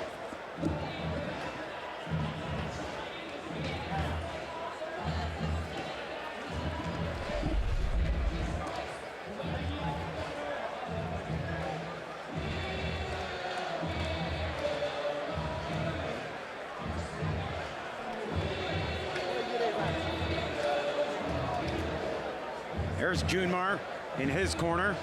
Richard Soucy's got to be happy with the way his guy came out and fought tonight. Both guys, especially being off a year. Yeah, Junmar looked really good. Hickson, they both had their ups and downs in the fights and their moments. I'm going to leave it up to the judges and let them do their job. Oh, nice guy. You fence-sitting guy you are. Close. You're a fence-sitter. I never have known you as a fence-sitter. I don't know what to say. Let's go to the ring. Here's Thomas Schreiber. Ladies and gentlemen, after 8 rounds of boxing, we go to the judges' scorecards. Judge Jeremy Hayes scores it 77-75. Judge Harry Davis scores it 79-73. And Judge John Wiley scores it 80-72. All in favor of your winner by unanimous decision. And still undefeated, Kevin Hickson. It doesn't surprise me. Hickson threw a lot of shots. Doesn't surprise you. Why didn't you speak up then? You know, because I don't know, in an amateur fight, we definitely take the win. This is not an amateur fight. Junmar, I think, landed some of the more devastating shots. With your winner now, Kevin Hickson. Kevin, congratulations on the win. A little bit apprehensive in that first round, though. Did that trash talking do anything to really, step up your game in the latter rounds? Yeah, exactly. That don't bug us at all. We came to do a job, and we got it done. Yeah, you utilize your footwork really well and threw a ton of combinations. Just talk a little bit about the game plan coming into tonight. I told everybody I was going to box and move, and if we had to get down to it, it would be a brawl. But it was a Steel Town beatdown, like I said, and that's what's going on. Obviously, a lot of Steel Town fans in attendance. Congratulations on staying undefeated. 905, baby. That's it. Guys, back to you.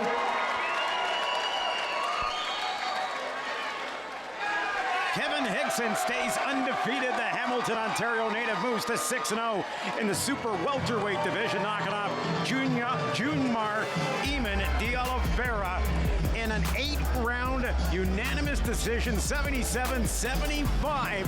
That's a huge win under Hickson's belt. Junmar drops to 4-2 in 2 very, very tough losses for Junmar Eamon. We're going to take a break here on Championship Boxing as we look at our main event coming up next. Luis Armando Juarez, 19-8 from Argentina against Logan Cotton McGuinness. 8 rounds, 20-0 record from Logan, and he's from Orangeville, Ontario. Coming back with more on Championship Boxing. Hi, my name is Logan Cotton McGuinness. I'm 20-0 with 1 draw and 9 KOs. My last fight was September 2013 at Casino Rama. And leading up to that fight, I had started experiencing some foot pain in my left foot. And myself being tougher and stubborn, I just continued to work through it and run through it. Managed to get through that fight.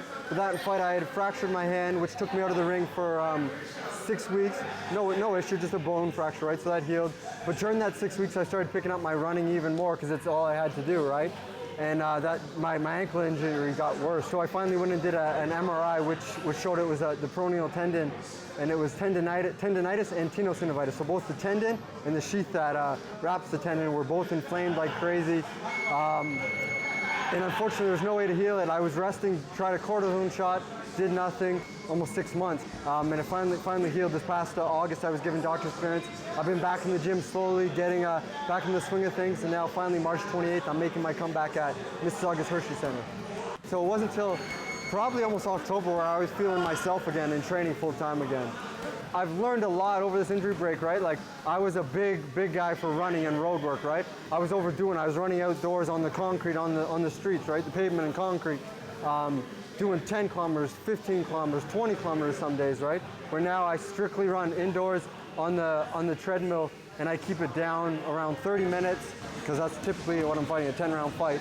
I've been dreaming of this the last 18 months. I mean, it's been, like I said, a hard 18 months, emotionally, physically, financially. It's just been a tough 18 months, right? But it has, like I said, I've learned a lot during this 18 months about myself, been through a lot, lost a manager, signed with a new promotional company, right? So things are finally looking up. It's been a tough 18 months for me, but I've dreamed about this day for the last 18 months to get back in here And I mean, I'm in a better place than I've ever been, and I'm just excited to get in there and show everyone that Logan Cotton McGuinness is back, and I'm that same fighter I was. There's been lots of changes this past year. One of those changes is me signing with the new promotional company, Murphy's Boxing, right? Who is the Dropkick Murphys. Ken Casey, one of the lead singers and guitarists of Dropkick Murphys, started Murphy's Boxing, I want to say, a couple of years ago. I actually went down with my late manager, Stephen Denelson, to go watch one of their shows down in Boston. The summer of 2012, we went to watch one of the shows. It was a cool little event. We had spoke with Ken Casey and my manager now at the time, Larry Army, about things. And when my manager, Stephen Denelson, passed away last January 2014, Ken Casey and Larry Army are both two guys who continuously stayed in touch with me, showed who their true colors and who they were, and just helped me through a rough time, right? And helped me out with the promotional situation I was in. And I became a free agent and signed with the Murphy's Boxing about a month back. And I'm just excited where things are going now. Ken's going to come down and watch this show. The plan is, depending on how this fight goes, either end of April, end of May, fight over in Boston on their show. And I'm guaranteed to hopefully fight four more times this year. Get busy, get back to where I was, that fighter I was a couple of years ago. Coming off 18 months, going to show everyone who I am again. But they got a good plan going forward. I got a good promoter now, a good team around me. And yeah, I'm just excited for what this year holds in the next couple of years.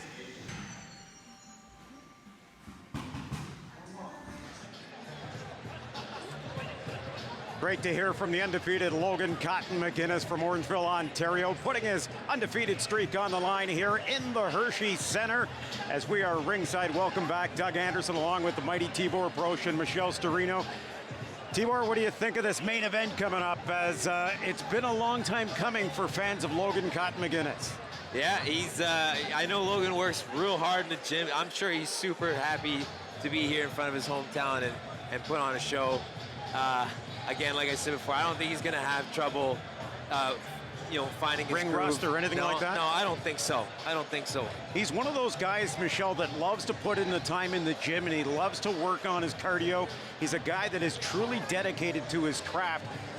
You got to wonder, though, getting back into the ring after this bit of a layoff, what goes through the mind? You're still going to have almost those first fight butterflies? Absolutely, there's got to be. I mean, it's been a year and a half since he's fought.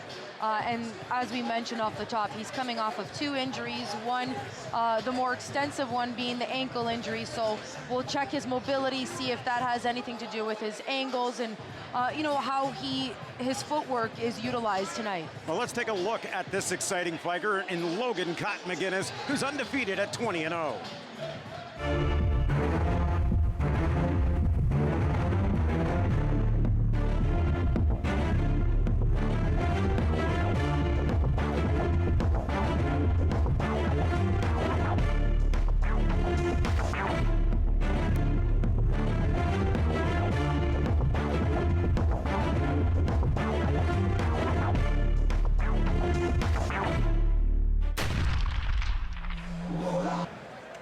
Luis Armando Juarez at 19-8 from Argentina is in the ring. Let's go for the ring walk of Logan Cotton McGuinness. Here's Tom Strike. And now let's welcome to the ring his opponent, fighting tonight out of the red corner, Logan Cotton McGuinness.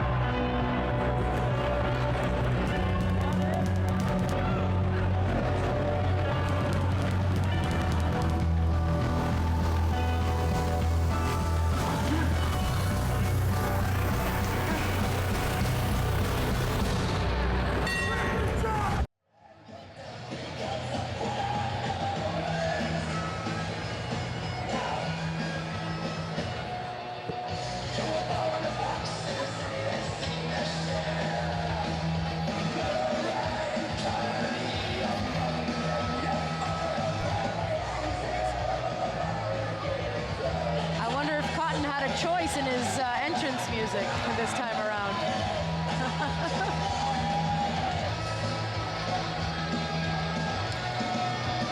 guess he figured that Juarez had some time to come out of the back. He's going to take his time and make sure that everything goes properly, but here he comes.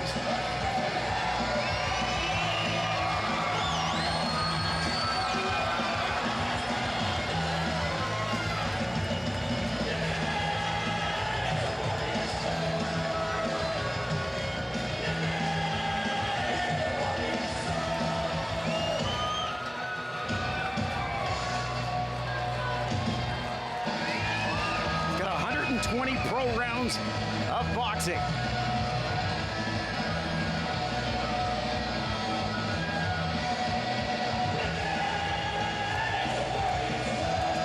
Well, Luis Tuco Juarez has 155 rounds to his credit. So 2 veteran fighters getting in the ring.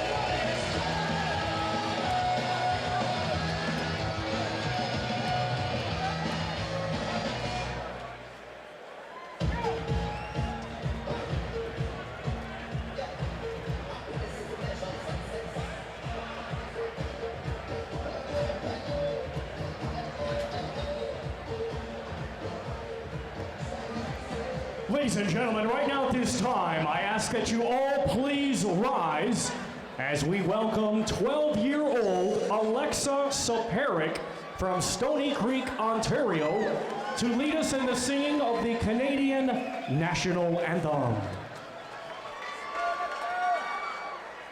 Oh, Canada, our home and native land, true patriot love in all our sons command. With glowing hearts we see thee rise, the true north, strong and free. From far and wide, oh Canada, we stand on guard for thee. God keep our land glorious and free. Oh Canada, we stand on guard for thee. Oh Canada, we stand on guard for thee. Thank you. Thank you very much, Alexa Soperik.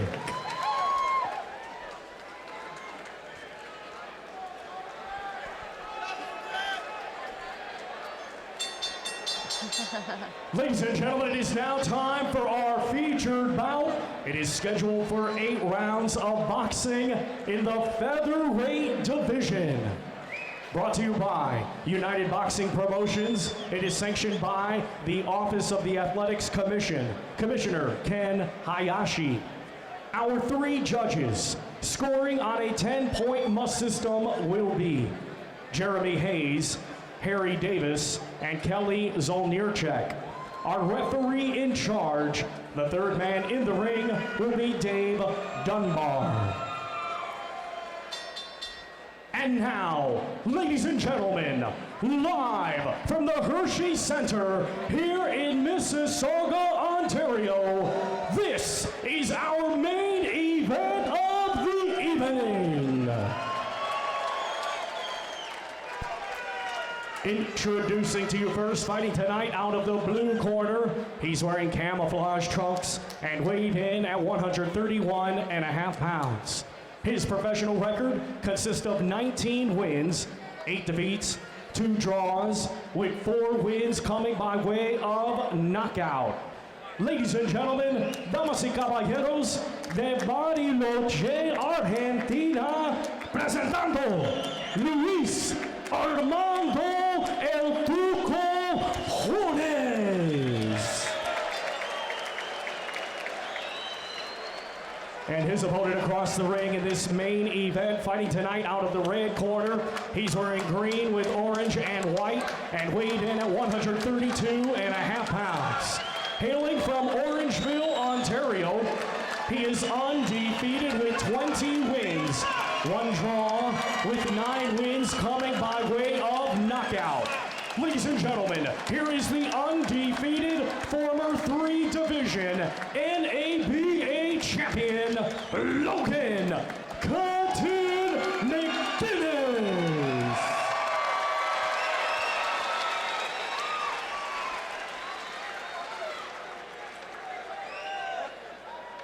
Good look at the undefeated Logan Cotton McGinnis. 20-0-1 with 9 KOs. The Orangeville, Ontario native stands at 5'8", 132 pounds, and that's where we like to see him, rather than that weight we saw him at Casino Rama, which was like 124, 123, and that was a tough weight to see him at. Gentlemen, I know we went through the rules in the dressing room. Belt line is here, above there's a good blow. Belt line is here, above there's a good blow. I want you to obey my commands at all times, protect yourselves at all times. Touch gloves now, gentlemen. Good luck to you both.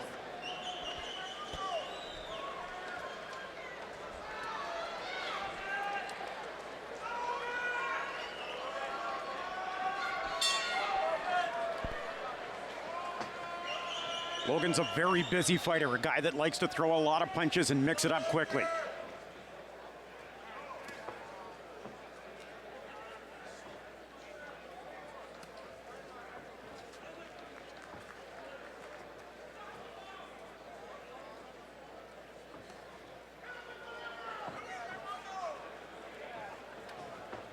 This is a scheduled 8-rounder here in the featherweight division.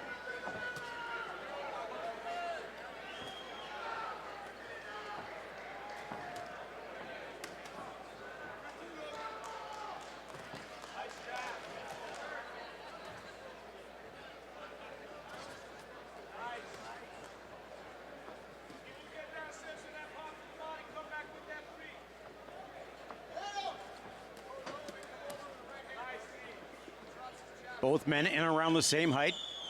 Logan at 5'8", Juarez at 5'7".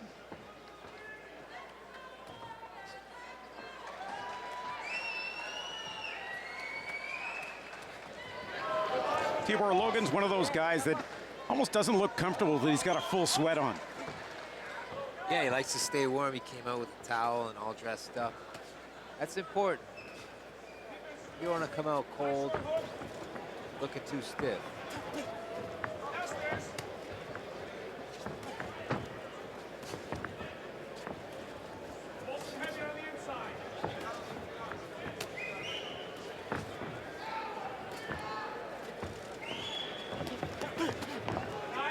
Both fighters fairly active here in the first round, Michelle.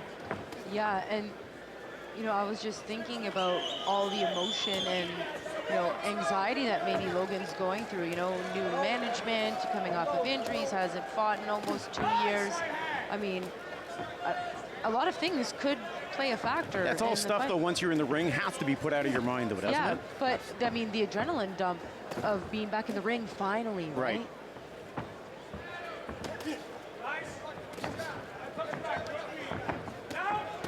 Yeah, there's definitely going to be a small wall that he's going to hit, and it's how he gets over that wall.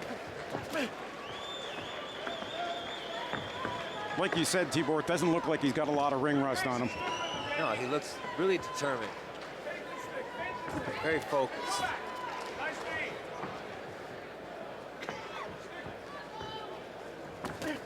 Logan connects with the right hand over top. Juarez backs up. Juarez goes to the body. Logan blocks that one with his elbow. 10 seconds left in the first round. Juarez coming up with some big shots in the final part of the round. Logan just trying to get out of the way.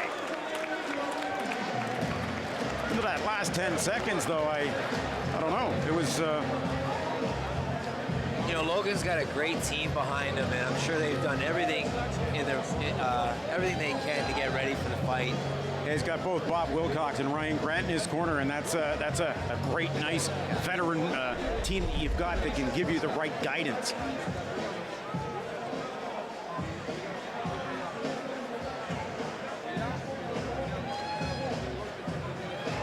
Great job by Logan to get out of the way and just make sure that very few of those flurry of punches at the end were scoring punches. Juarez threw a lot of punches that round. I didn't see Logan as busy. He's getting his, he had good hands up though, like you said, good defense.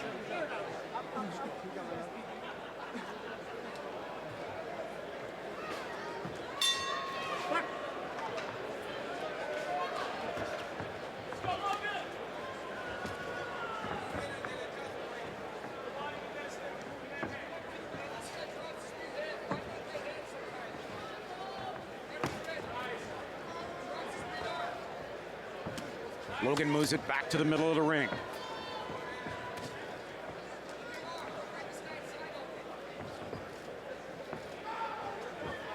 One of the great things that Logan McGuinness had in training for this fight was a great sparring partner in Mark Guapo, and both of these guys really went toe-to-toe. Guapo, yeah, Guapo, he's another guy with good support behind him, has a great team, and puts a lot of work in the gym. I'd be biased on commenting on that because he trains over where I am. So. Oh no, he works hard. He He's does. dedicated, and these two guys working together, I hear it's been nothing but exciting and good work.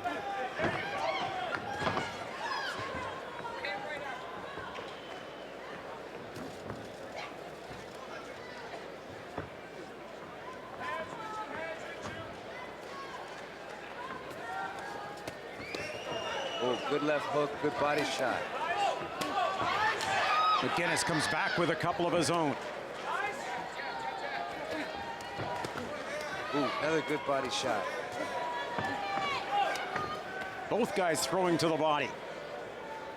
We've seen this in the past from Logan. I mean, he can throw in, bunches, but he also takes punishment while doing it too, right?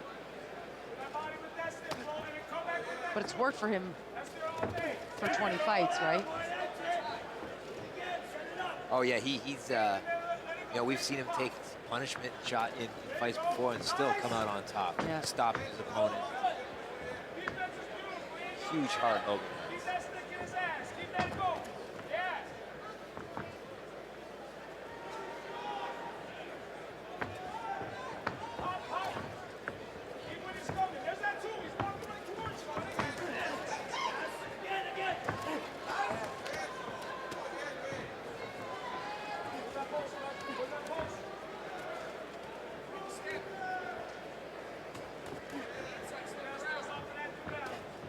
Logan's just not getting that jab through. Consequently, his follow-up punches are missing the mark as well. 19 seconds left here in round number 2. I think contrary to the first round, though, Logan's a busier fighter, throwing more punches. Juarez, he's throwing a lot of punches himself. His defense, too, I'm impressed by.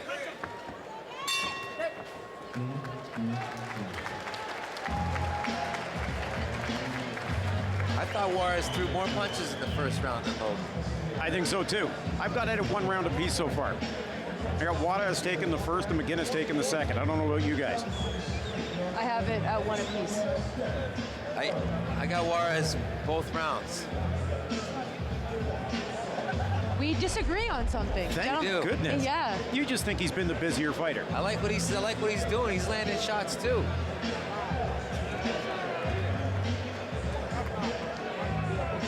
Well, Juarez, watch him here as he rolls off the punch. Logan is able to connect while backing up, but Logan, you don't see him back up very often. There's Juarez. He fought for the WBA Intercontinental title in 2013. Came out on the short end of that one.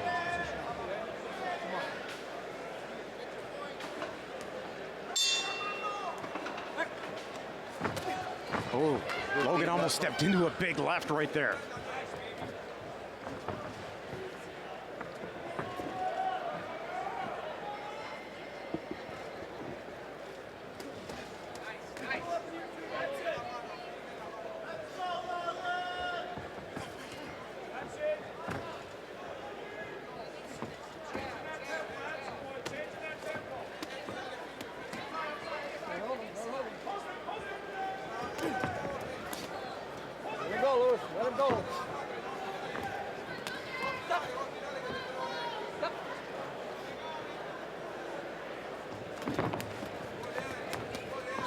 Logan can't get inside.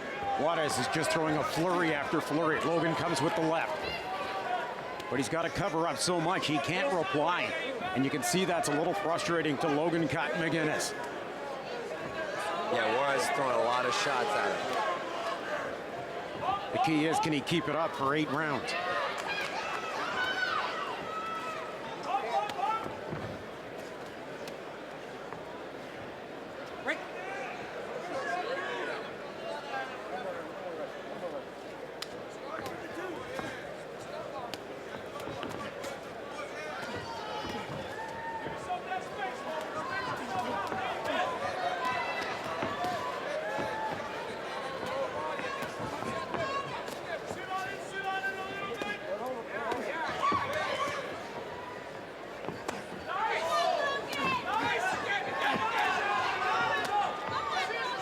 Big battle. McGuinness has pushed him against the ropes, moves him back to the middle of the ring. Great couple of jabs. He's got Juarez backing away now. Juarez trying to push McGuinness away and tie him up into the ropes. McGuinness turns it around, goes body, back up top, throws the left. Juarez tries for the uppercut. McGuinness gets one through the gloves of Juarez. Gets to the body as well. Juarez seems a little susceptible to body blows.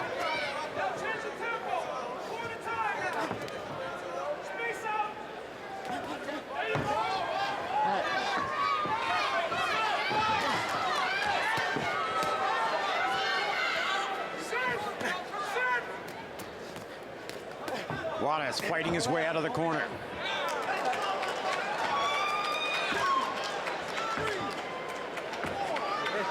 was called a knockdown, wasn't a slip.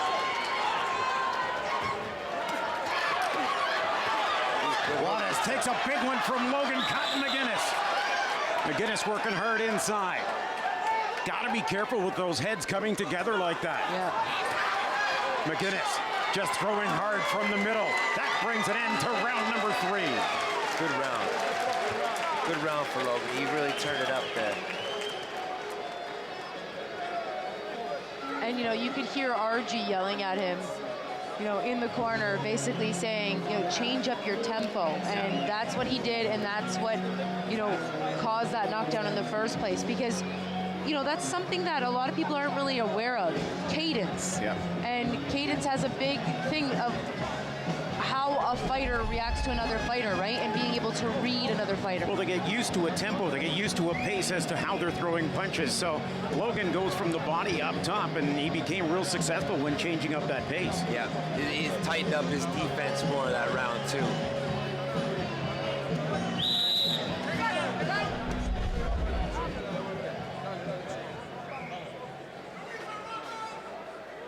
So we get set for round number 4 here at the Hershey Center. This is the main event. Luis Armando Juarez from Argentina and Logan Cotton McGuinness from Orangeville, Ontario. Ooh, yeah, I thought it was a little bit close. They sounded good, but all 4 of those punches from Juarez were all glove.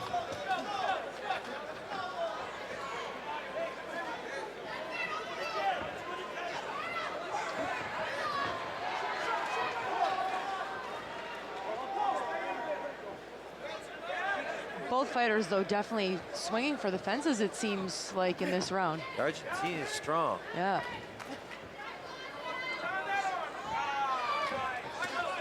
Good hook. Logan's tending to get that left through a little more often than he did in the first 2 rounds. Juarez staying with him, though. McGuinness keeps Juarez looking. Quick hands from Logan. Seems to throw that left double up on the left of the body and come back over top with the right. Putting it together really well now. This is what Logan likes to do. Logan likes to fight. Overall, he's a great fighter, but he likes to fight. He likes to wear it out. Juarez's hands are moving down. Logan just keeps hitting him right now pretty much at will. Looking. Oh, Juarez went for the big uppercut, missed that one. Logan swings away. Trying to push his men back off to the ropes. Juarez ties him up.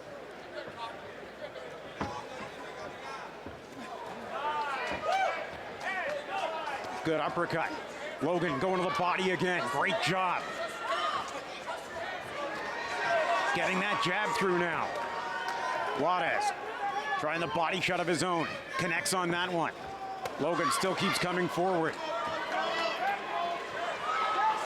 Juarez hands getting heavy. Yeah, he's completely dominating this round right now. Like you said, Tibor, Logan likes to throw a lot of punches. He likes to fight.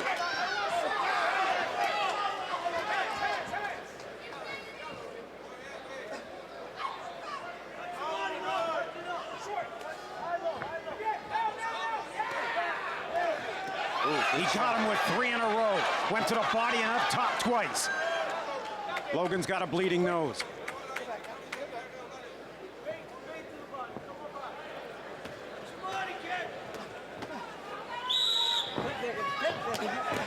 Final 10 seconds of the round. Logan, the much busier fighter, is connecting to the body left and right. And that comes to the end of round number 4. Logan Cotton McGuinness put on a show in that round. And with the exception of the first round, I've got Logan winning the last 3. Yeah, he's definitely ahead on the scorecards now. It looks like he walked him down that entire round. Like, anywhere he went, he just commanded the ring presence. I mean, he had combinations upon combinations. Yeah, absolutely. Well, Logan Cotton McGuinness was hitting that left hook pretty much when he wanted to, and he set it up perfectly a couple of times. Yeah, he's going to the body, going up top. Very busy right now. And like you said, he likes to fight, he likes to be active, and he likes to throw punches, so that's a huge difference in Logan Cotton McGuinness we see in the 4th round. And could he just be getting that much more comfortable? Yeah, I was just going to say, it took him a couple rounds to get back into his element, so to speak, right?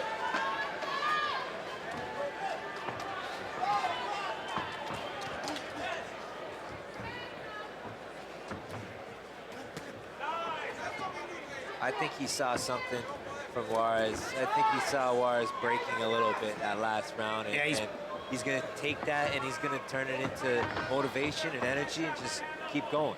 He's found a bit of a hole in Juarez's game.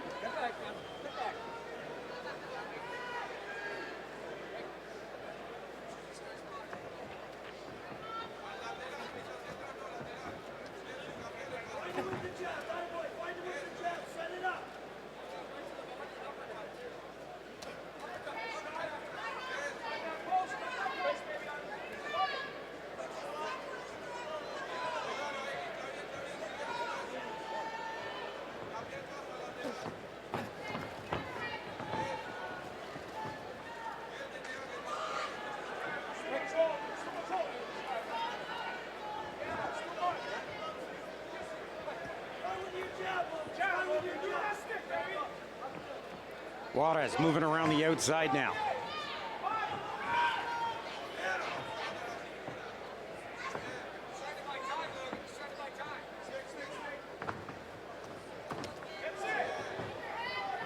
Logan's getting that jab through as Juarez's hands drop a little further down.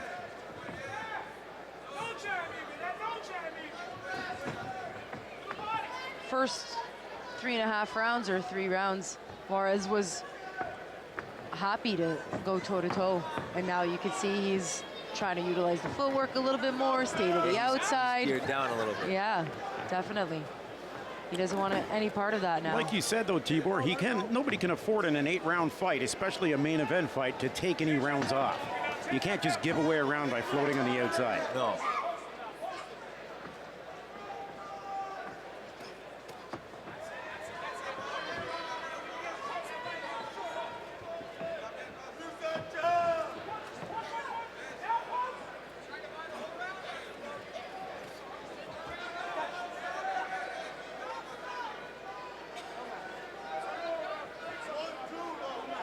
Being warned on the holding.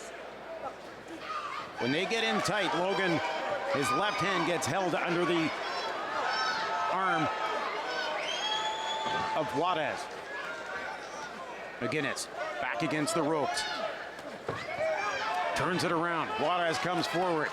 Just trying to tie up the quick hands of Logan McGinnis. 10 seconds left here in round number 5.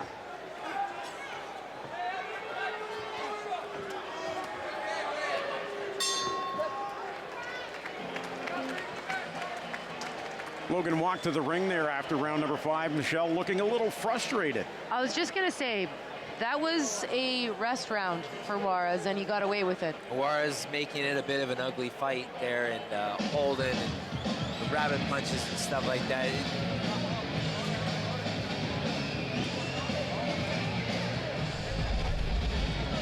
I don't know though, when you're Juarez and you've lost 3 rounds in a row, how do you take a round off like that?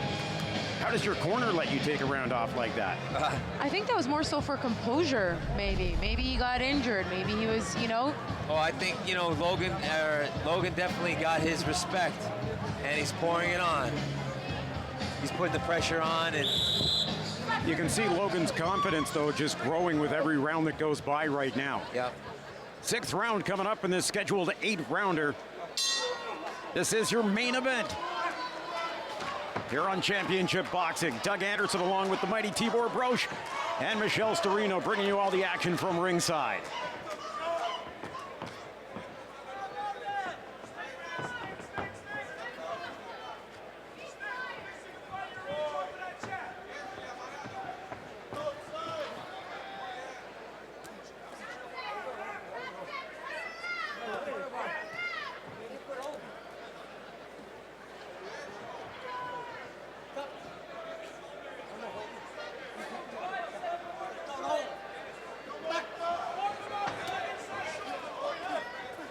Logan backs his man against the ropes, comes with a flurry right at him.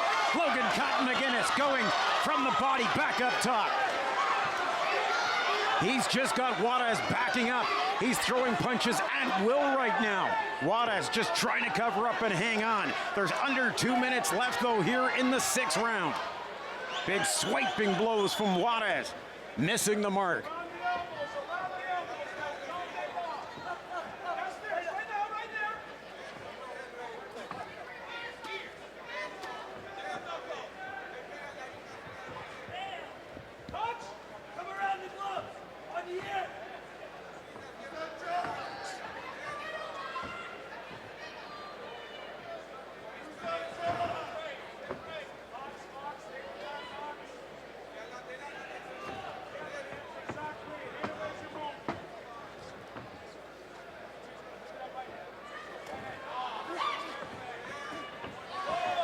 Caught him with that straight left.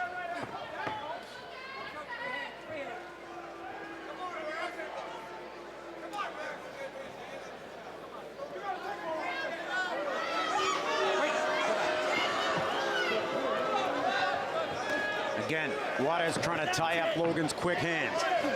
Logan keeping him to the outside, trying to track him down as Juarez gets on his horse a little bit and wheels back through the ring. They go to the clinch again and trying to be separated. They're going to take a point away from Juarez for holding again. It's the 3rd time he's been warned for that, so now it's time to take a point away.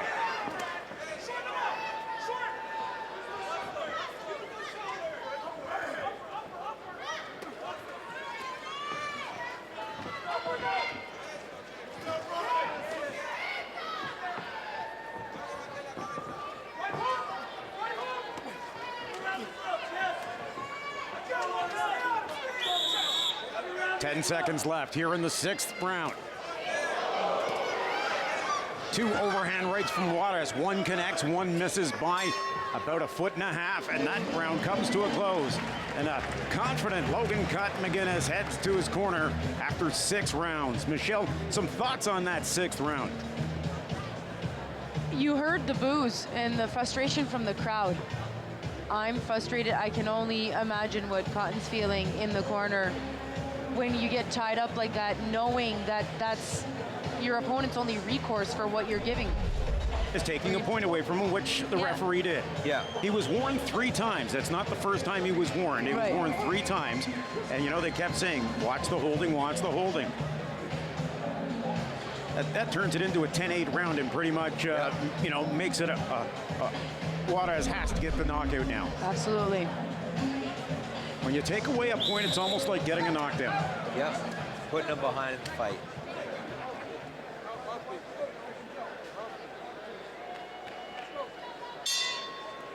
Seventh round of this scheduled 8-rounder.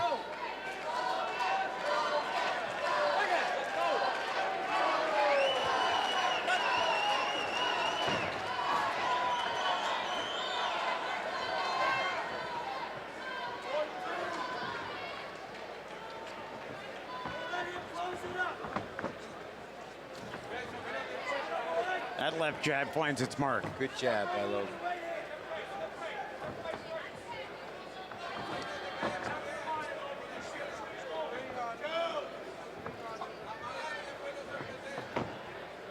The frustration in watching Juarez now in the last 3 rounds is he's dancing around the outside, and when he's not dancing around the outside, he's in the clinch. A little bit easy in survival mode, looks like. Still winging dangerous shots, so Logan's got to be careful. Yeah, he's looking for that home run punch.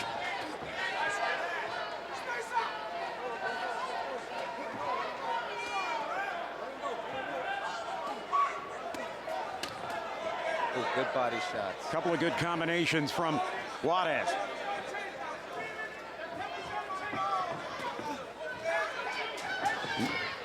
Tries with the overhand right, and Logan's able to block it with his left. Catches Logan with a left to the chin.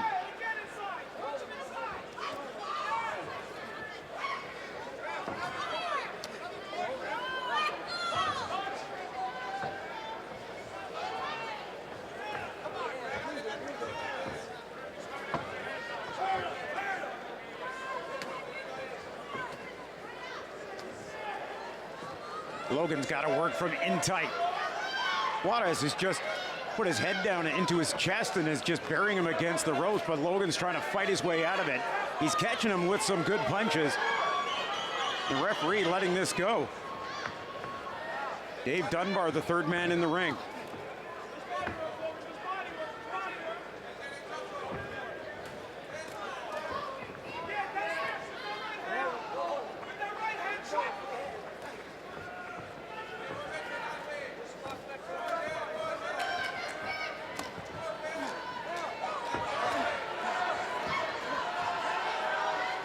Logan moves it back to the middle of the ring. Punches his way off the ropes. Oh, Juarez throwing the big uppercut. He's off the mark, but man, if he connects with one of those. It's dangerous. Very, very dangerous. I mean, Tibor, you know, complacent is a tough word, but it's the only one I could really come up with right now. But when you're leading a fight so much, you know, do you get a little bit complacent in there knowing that your opponent's doing this, you know, over and over again, just basically holding on for dear life kind of thing? You know, you got to try and find another way. You know, he should maybe, you know, get some more space, Logan, and use his feet a little bit more. Get Juarez to stop leaning in so much. The problem is Juarez, he's really strong. Yes. Really strong. He gets close to Logan, he's able to hold him up against the ropes, push him back still. He buries his head into his chest and just bowls him into the corner. Well, except for the first round, I got Logan Cotton McGuinness winning the 2nd through 7th rounds. I gave Juarez those first 2 rounds. I think Logan, it took him a couple of rounds to get his groove, but he's got his groove. Oh yeah, he's moving. He's working. Fight fans, let's cheer these two combatants on. This is the 8th and final round.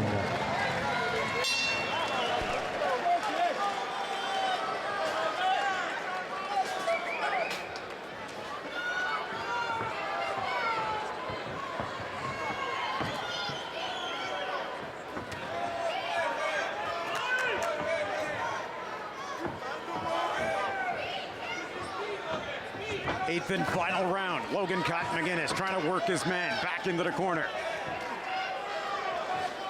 As much as Logan wants to get his punches in, at this point when he's so far ahead, maybe it's the smart thing just to stay away from that possible big blow. Yep. Yes. And it's tough too because he is being held at the same time, right? So he's trying to defend himself, trying to throw, but being held at the same time. He wants to try to create a little bit more space if he's going to land those shots.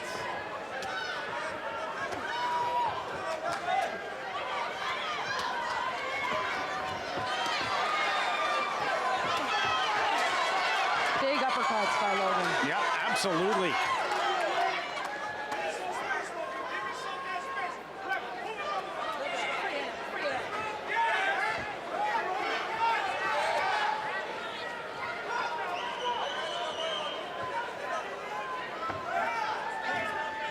And you know, it's obviously frustrating for any fighter, but for one that likes to throw, the amount of combinations that Logan does is probably even more so.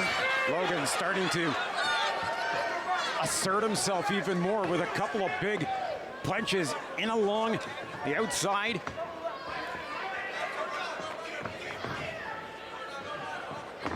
McGinnis.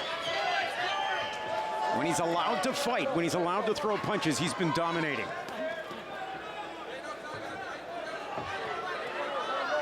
Juarez going back into that clinch mode. McGinnis just getting frustrated. You can see it. All he wants to do is get back in the middle of the ring and throw punches. He's confident he can beat Juarez to the punch.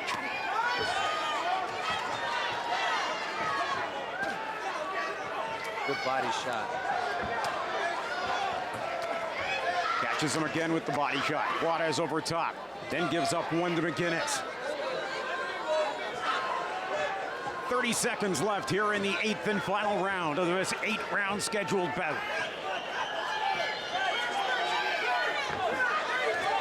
And Tibor, you mentioned that strength. You know, Logan trying to kind of delay him and throw him back with the jab, and he's, you know, so heavy that it's, you know, he's just pushing forward still. You know, I think Logan's getting caught up a little bit, and he's getting too close to him too. You know, he should, instead of fighting so toe-to-toe, maybe get a little bit of space. But Juarez is throwing those loopy shots, dangerous shots. Good fighting for Logan.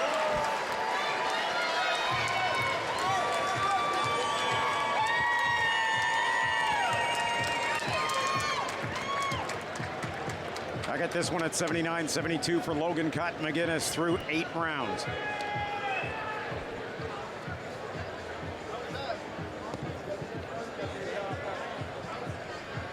I don't think there's any doubt in the world that Logan Cotton McGinnis is going to go to 21-0 in this featherweight bout. Luis Armando Juarez of Argentina will drop to 19-9 in my opinion, but we'll have to wait and see what the judges' scorecards say because they're the ones that really count. Very frustrating style to watch Juarez against McGinnis. Yes, it was. The first 3.5, 4 rounds, it was a little bit more open. It was that 4th round, that turning round, when Logan was able to assert himself and really get on top of Juarez. Let's go to Thomas Triber in the ring with our winners. Ladies and gentlemen, after 8 rounds of boxing, we go to the judges' scorecards. And all 3 judges, Jeremy Hayes, Harry Davis, and Kelly Zolnierczek, score it exactly the same, 79-72, all in favor of your winner by unanimous decision, and still undefeated, Logan Cotton McGinnis. There is your main event winner, Logan Cotton McGinnis, moving to 21-0 for my partners Tibor Broch. For Michelle Storino, I'm Doug Anderson. And for our producer, Fraser Toms, thanks for joining us on Championship Boxing. We'll see you again next time.